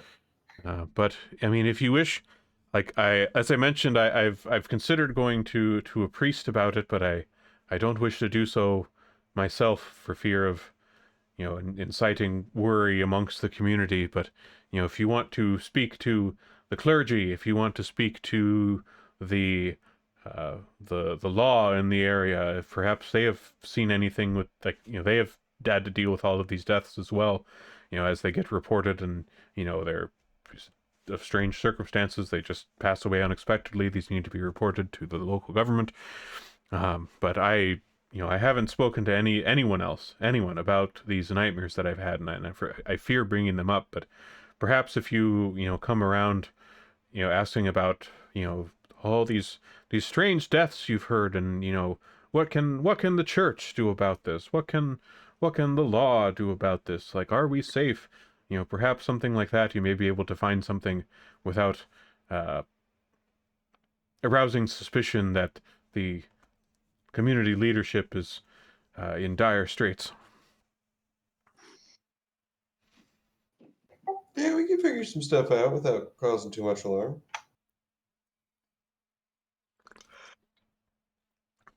And he, you guys, like, as you kind of agree to help him with this,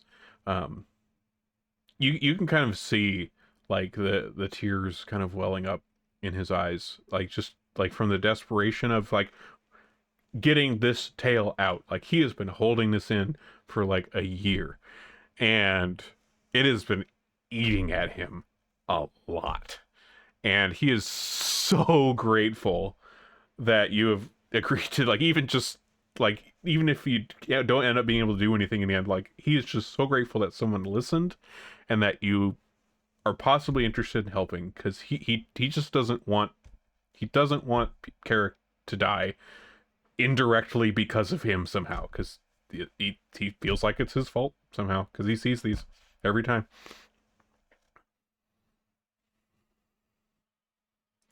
Okay. Well, after finishing our polite dinner and all that situation, we could probably follow up with probably the clergy first. I feel like the cops were not helpful to us the last town. Might as well try religion. Every time we talk to the cops, we end up having to do their job. Yeah, seriously. Yeah, although the last time you guys did talk to religious folks, you got a long-winded history lesson. Oh yeah. Yeah, that triggered a mental breakdown. Yeah, you have some great past experience with both of these. I don't know.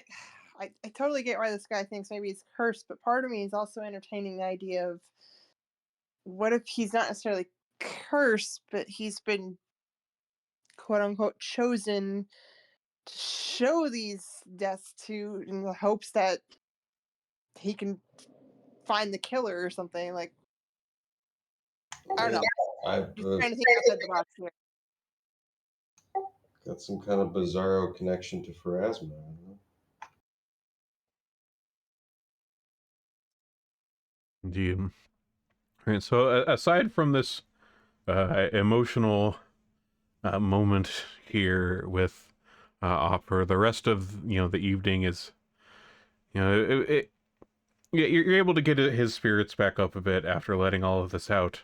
It's a little bit of a weight off his shoulders to know that the weight is a little shared now, and lemon pie is delicious. That is served along here with dessert. A fitting and tasty end to this interesting dinner in a bit of an odd locale. But you guys head out into the night.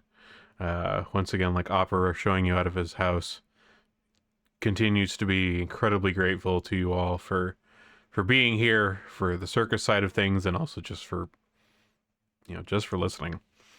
And he sends you off into the night. All right, so the next. So you said you want to go to the clergy first. Yeah. Okay. Clergy, it will cause regional catastrophic economic collapse, but if we do, it will not.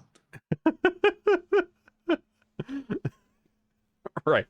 Yeah. If you guys do, like, you're just some local clowns, you're coming through, some people died, you guys are like, that's weird, what's up with that? But yeah, the guy who's kind of one of the community leaders coming to the clergy depressed and at the end of his rope. Gonna get people into a panic here. So, Hey, it's really easy for us to be like, hey, we're travelers. We don't want to take like any crazy ass plague or something elsewhere. We just pretend that my sick child here, they might be haunted. so you head to the kind of the main church of the area, and when you reach it, like the church itself, like the main doors are open, and it's a sanctuary after all. They tend to be open at all hours for folks, and there's a few people inside just kind of doing various alms and prayers to their various chosen god. But you guys don't see anyone around in the church who appears to be like a priest. Like, you approach one of the people there who appears to be, perhaps some kind of deacon or, altar boy of some kind, just some kind of lower member of the church staff, and inquire where the priest is at. And he mentions to you that Priest Jemeg is currently out of town. His office is here in Carrick, but he's currently at the Stump Festival in Turpin Row on business. So he would have to find him there if it is an urgent matter.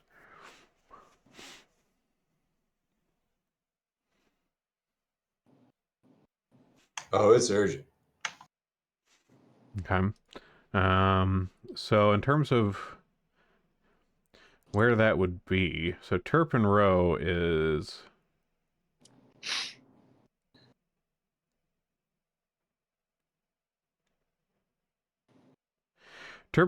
about 90 miles inland from Well, here. never mind. We'll get there later. Let's see. The other information that you have on hand, at least with regards to, aside from asking the law, which it sounds like we don't want to do, we don't want to be cops. We do have the information about the first person, it seems, that had passed away, which was near Matt and Cleve. Matt and Cleve is probably the closest of the other towns in the Swordlands. It's 5, 10, 15, 20. Matt and Cleve is about 25 miles up the coast, and Old Kuru's place is it's close to Matt and Cleve, but a little further south. So it's actually about, if you went like directly to Old Kuru's, it'd be like 5, 10, 15. It's like a little over 20 miles to Kuru's place.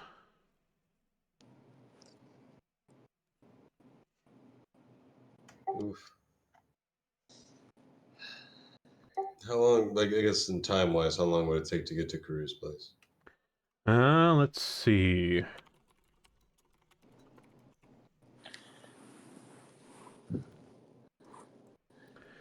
So, if you were going to Caru's place, it would take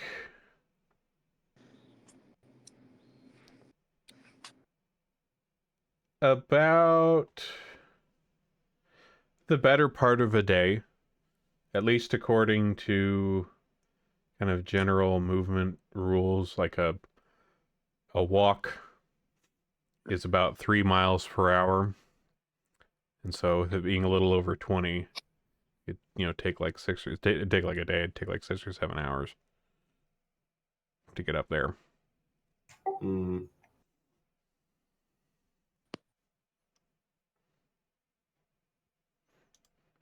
Here, let me get the here's the big map of the Swordlands here.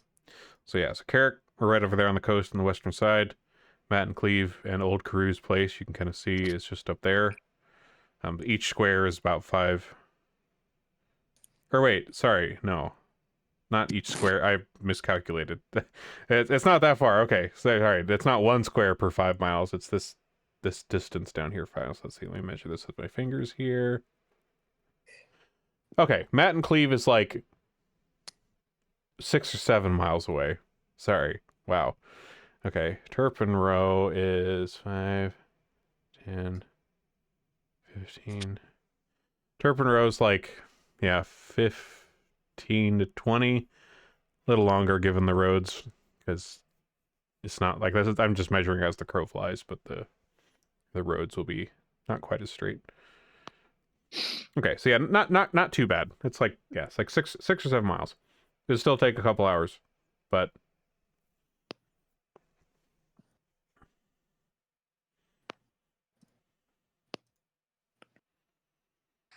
yeah, but Then I guess we should investigate more of the in town stuff before we do that. yeah, that's fair. Okay. So let's see. So in terms of stuff in town, aside from the clergy, I mean, there is the law, of course, and there are families. I mean, you already know about the Huttenfels, who's the most recent one, since he's currently lying in state, and it'd probably be the easiest to visit.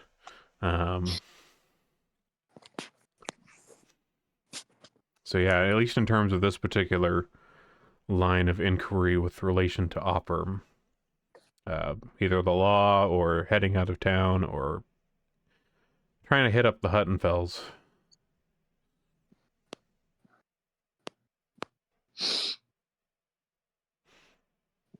I guess let's talk to Huttenfels next. Okay. And then maybe we can take whatever they give us to the law enforcement. Okay. Sure. So you inquire a little around town as to like where to find the Huttenfels, and people are, pretty happy to give you this information as they assume that like you're the circus, you're in town. The Huttenfels recently had someone die. Maybe you're going there to cheer them up or something. Like that would be good, right? Send the clowns over to the house of the deceased. That people do that, right? Yeah, that's totally a normal thing and not at all weird or disrespectful. Yeah. Well, I mean, there's more to circus folk than just the clowning around. I mean, there's you bring entertainment, you bring happiness, and so perhaps a little bit of a distraction from the death. Perhaps that would be a good thing. So yeah, but people seem to be more than willing to give you this information. The Huttenfels are, they live here in Carrick. You're able to find their home without too much difficulty. And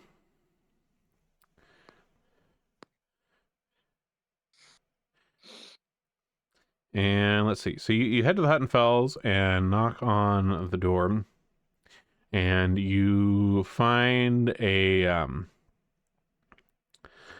greeted at the door by a kind of a middle-aged woman who definitely seems like she's had a rough time of it recently. You can kind of see the dark circles under her eyes. She's in the grieving process. But she sees your kind of ragtag bunch at the door, and is a little confused, and she's like, "Hello, who are you? What can I do for you here? Sorry, I've had a bit of a rough time as of late. Are you selling something?" Oh, not at all. We're special investigators and entertainers. No, ma'am. We're blues musicians. Oh, I see. Did someone send you? I mean, I would appreciate a little music or something. But yes, Well, perhaps that would raise the spirits around here a little bit. Please, come in. We'll give you a song for a story. Tell us about your lost loved one. Come. If it's not too painful. Tell us something more interesting in their recent history other than their untimely demise. Okay. Give me a diplomacy.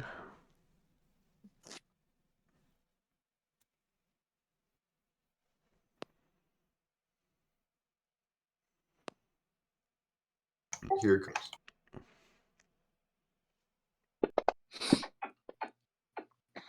Balls.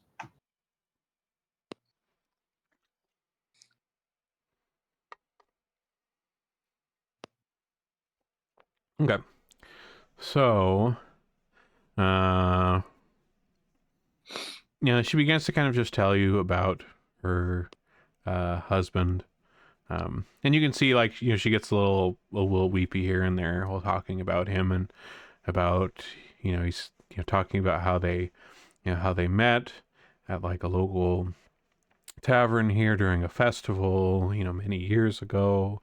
And, talking about how the, um, the work that he had done for, the local, um, trades guild. He was evidently some kind of um, tradesman, and he had done a lot of good for the community over the years, and he had such a capricious spirit, and you know sometimes he would you know help out people around town, and he was just like such a good husband, and they're like one child that they had is like already like grown and moved elsewhere, and he was a loving father, and um but yeah, nothing particularly out of the ordinary. He just seems like a pretty average dude, just living life, working day in day out with a family. um nothing too strange. And then he just didn't wake up one day. You take up any new job offers? Any new trade partners? No, nothing different recently. I mean, he did his usual work down uh at his workshop with some of the other tradesmen.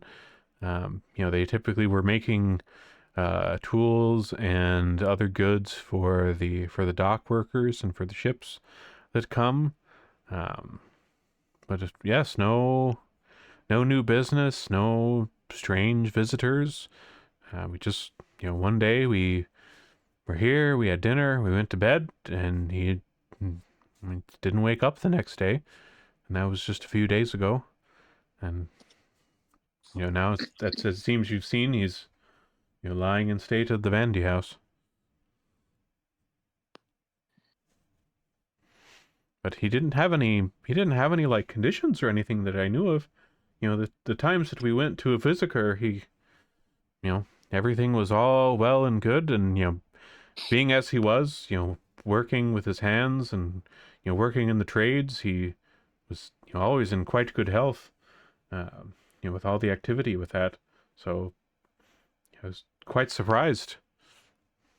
And Mister Vandy, he didn't see anything out of sorts, and he mentioned to me after the examination of the corpse, he said he just seemed to have passed away.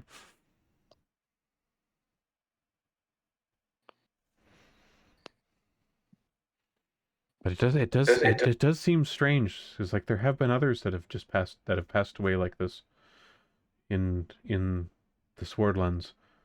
Like it's been going on for like a year. I keep hearing rumors about people unexplainedly dying, and I guess now whatever it was chose him. Yeah. You heard about anybody else recently? Let's see here. Are you familiar with any other victims, I guess?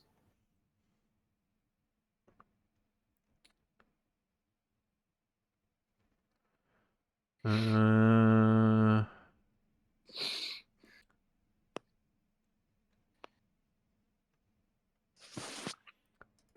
None recently that they were very familiar with, but they remember hearing about a there was like a grandmother who like took care of several children in like Matt and Cleve who had passed away somewhat recently as well, but she says she didn't like really know them very well, but she just remembered feeling sorry for the three children that were under her care that were left without any caretaker after she unexpectedly passed.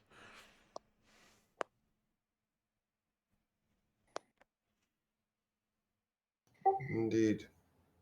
Well, thank you for your time. Sing song! We give a nice outgoing performance. Backing up towards the door.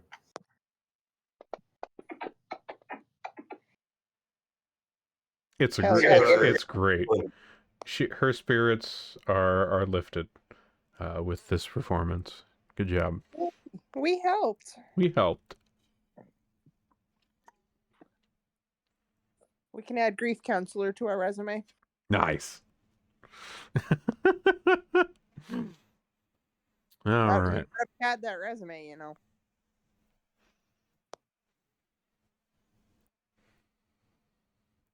Let's see. Do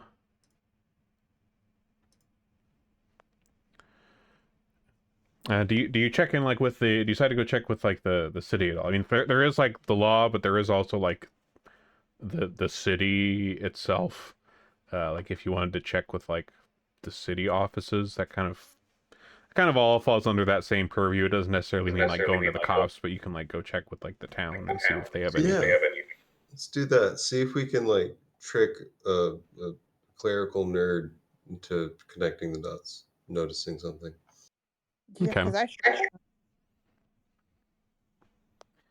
All right. So you guys head to the kind of town hall of Carrick here.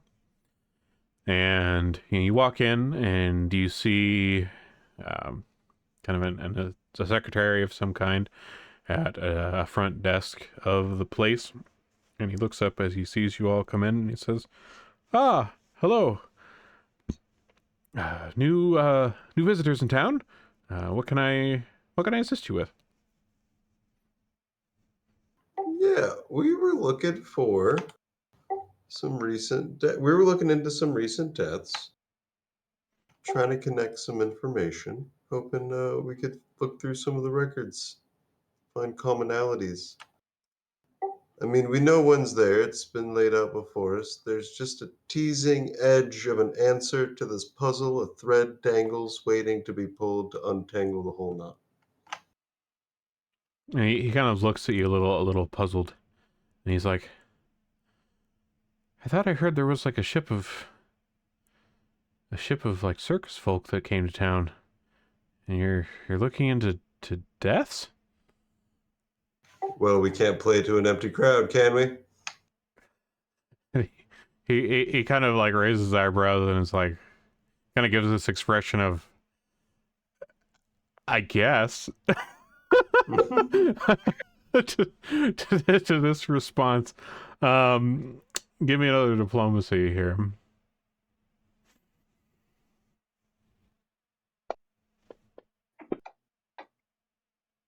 Nice. All right, so this secretary here at the city hall decides to humor you, and he mentions to you that, well, according to the city, well, the records of Carrick and the Grange in general, there were 21 sword folk that have died in their sleep over the last 14 months. They were various ages, ancestries, occupations, health. Nobody has found anything to connect them, though. Many of them, we did notice, had like minor run-ins with the law during their lives, usually just minor infractions of various kinds, but nothing major. You know, all of us, who among us hasn't done a little unlawfulness in our time, right? But aside from that, nothing particularly notable. And of course, Mr. Vandy handled the funeral arrangements for all deceased. But other than that, that's about all we have. We have just as much information as anyone else on these strange deaths. Are there any other funeral directors in town?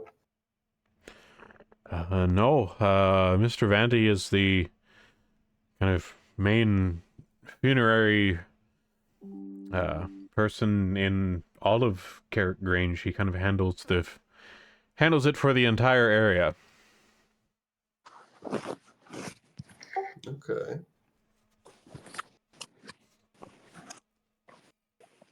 Well, if you were trying to look for any other shared things here, do you think it would have been something that they did in the activities of the last few days, or something to do with them crossing path with our Vander? I wouldn't think that Mr. Vandy would be doing anything untowards. I mean, I've, heard rumors around town that, of course, with all these people dying, it's certainly bringing him a lot of business, but it seems a bit macabre to think Not really that. reasonable thing to do. If he was doing it, he'd run out of people. Yes, that too. Like, I mean, sure, if there was some sort of killer and Vandy was somehow murdering all of these people across the Grange. I mean, these people that have died, like, these aren't just here in Carrick. These are in, cities across the Grange. Some of them, are a day or more travel away to get to them. And, Mr. Vandy, as busy as it is with his, his mortuary services that he has to do and the preparations he has to do, there would simply be no time for for him to be going around and doing anything untowards of that sort. They're just, the travel time alone would be inexplicable with how that would work with his schedule.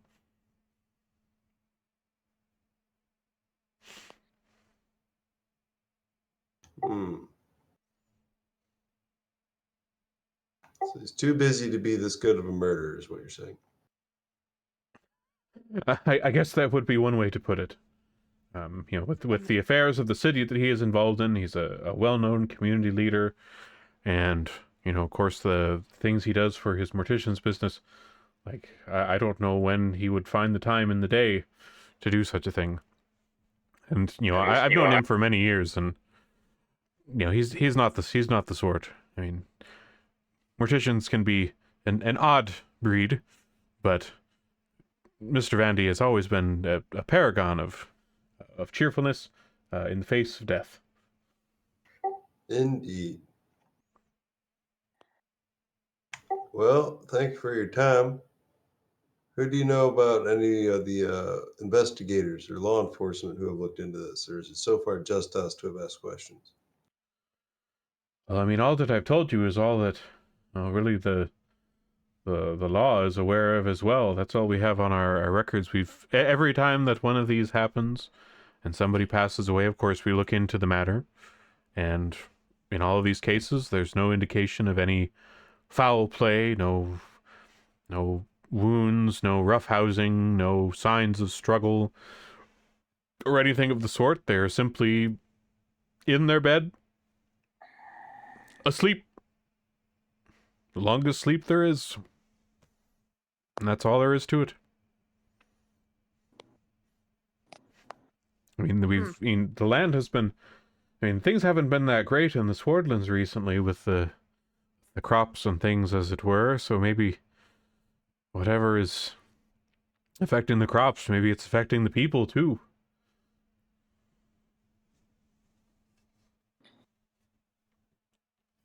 Out of Yes. wasn't there was something about people don't leave offerings anymore?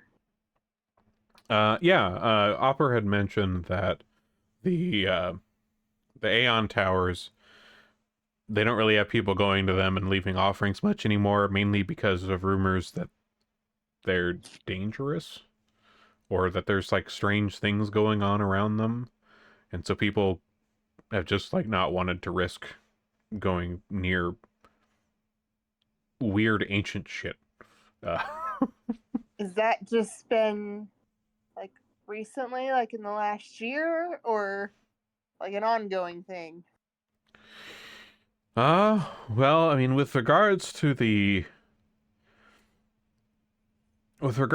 crops, I mean, at least from, the records that the city has kept, I mean, the output of the area has been kind of trending downwards for quite some time now. Ever since, ever since the god Aroden supposedly perished, things have been ever so slightly trending downward, but specifically in the last, few months or so, really, is when things have gotten a little more pronounced in terms of the crops. There's been rumors about this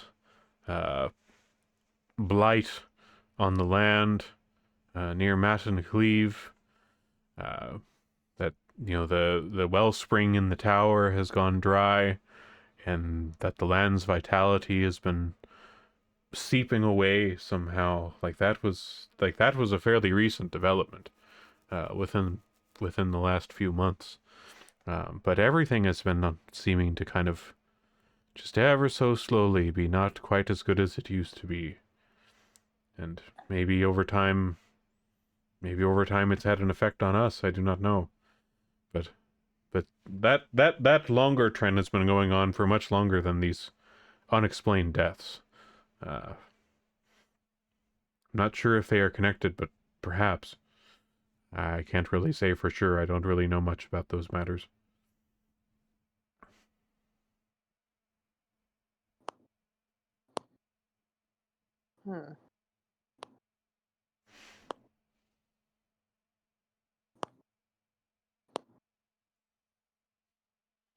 I mean, something that I had heard actually was that the old forest tower that's out near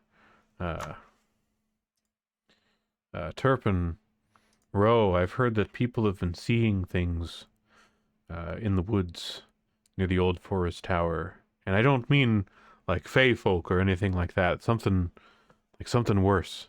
I haven't seen them. I haven't been out there to Turpin in quite some time, but I've heard rumors, things in the woods.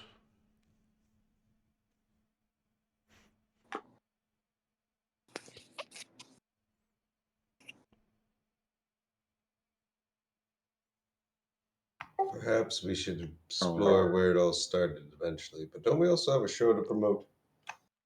You do as well, yes. I guess how many days till showtime so we can afford? Well, I mean, the show when the show happens, that is kind of up to you. Like this particular like chapter of this Extinction Curse arc, like this whole third chunk that we just started now, is fairly open ended in terms of what and where. Like that map of the Swordlands in terms of like the places we can go. Matt and Cleve, Turpin Row, Castonley, whatever else. We can kind of go wherever, whenever you guys want to. This isn't a particularly linear chunk of the adventure. So, whatever leads you're interested in following, we can follow them. In terms of the shows, I mean, like Opera mentioned, he recommends doing a show in each of the main 4 towns at some point. When exactly that is up to you. I mean, if we want to do the Carrick one first, we certainly can, since we're already here. But yeah. Because, I mean, you got a few different things kind of going on right now. Because you got, like, this whatever fuckery's going on with Opera here. You've got, the ongoing Aeon Tower business that you've been kind of given the directive by the divine in a way to go look into. And then of course you got your circus to run, so Yeah. I mean, we've heard that Matt and Cleve's fucked. They must have some more problems, and it's on our way to Old Kuru's place. And it seems like Wellspring Tower is the nearest tower we got to check out anyway. yes, that would be the nearest one since that's the one near Matt and Cleve. But the Verdant Passage, the northeast road out of Carrick, seems like our next road out of town. But maybe we put on a show here first. I mean, we're gonna have to come back here to talk to our boy again. Mm-hmm. Yeah, but I think now we have more questions than answers, so. Well, I guess we'll leave our whole circus entourage here. Yeah, like we can certainly do that. Like I certainly assume that like if you guys are going around looking into things, you're not like dragging the tent and the troop and the animals and everything like with you everywhere. Like in terms of the circus, that will just kind of exist, and wherever you guys are, you decide that you want to do a show, it will go there. It will be there if you decide to do a show there. We're not going to, Thank God we remembered to steal Mistress Dustlight's magical circus transporter tool. Yeah, right. Thank God. Right, yeah. Like I'm not gonna micromanage the moving the circus around. We'll just assume that if you go to a city and you're like, we want to do the circus here, they come and we can do a circus there. That is perfectly fine. We're not gonna nitpick on that at all.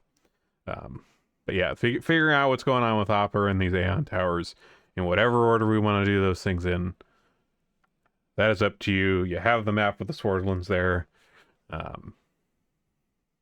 We can go whatever piques your interest. That the rest of our circus peeps just like get really annoyed and tired with our side hustle of solving everybody else's problems. Why didn't you show up for elf practice? Was helping the mortician with his haunting. Right. All right. Well, I think this is probably a good spot to call it for now. And so, kind of be thinking about, where we might want to go or what we might want to look into. Like the direction things go with this is a little more in your hands this time than mine. I am just here to fill in wherever we decide to point ourselves at. So,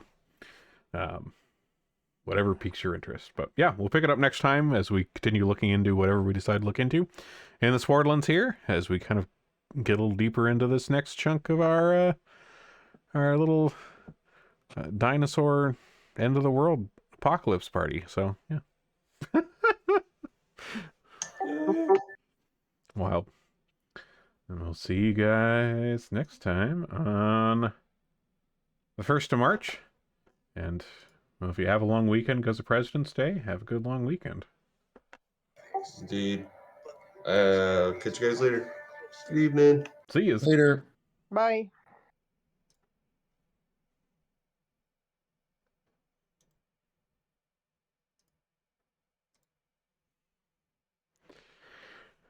All right. Well, thank you all for coming. I'm glad we could kind of get started into this little next chunk of Extinction Curse. I'm very interested to kind of see where things go with this. And then, of course, the later chapters as we get to those as well. This whole campaign has been really interesting. And it's just a strange combination of stuff, dinosaurs, clowns. Good stuff. Good stuff. Let me see if there's anybody on. We can go raid. Steph is playing Chrono Trigger. Ah! We're gonna raid Steph.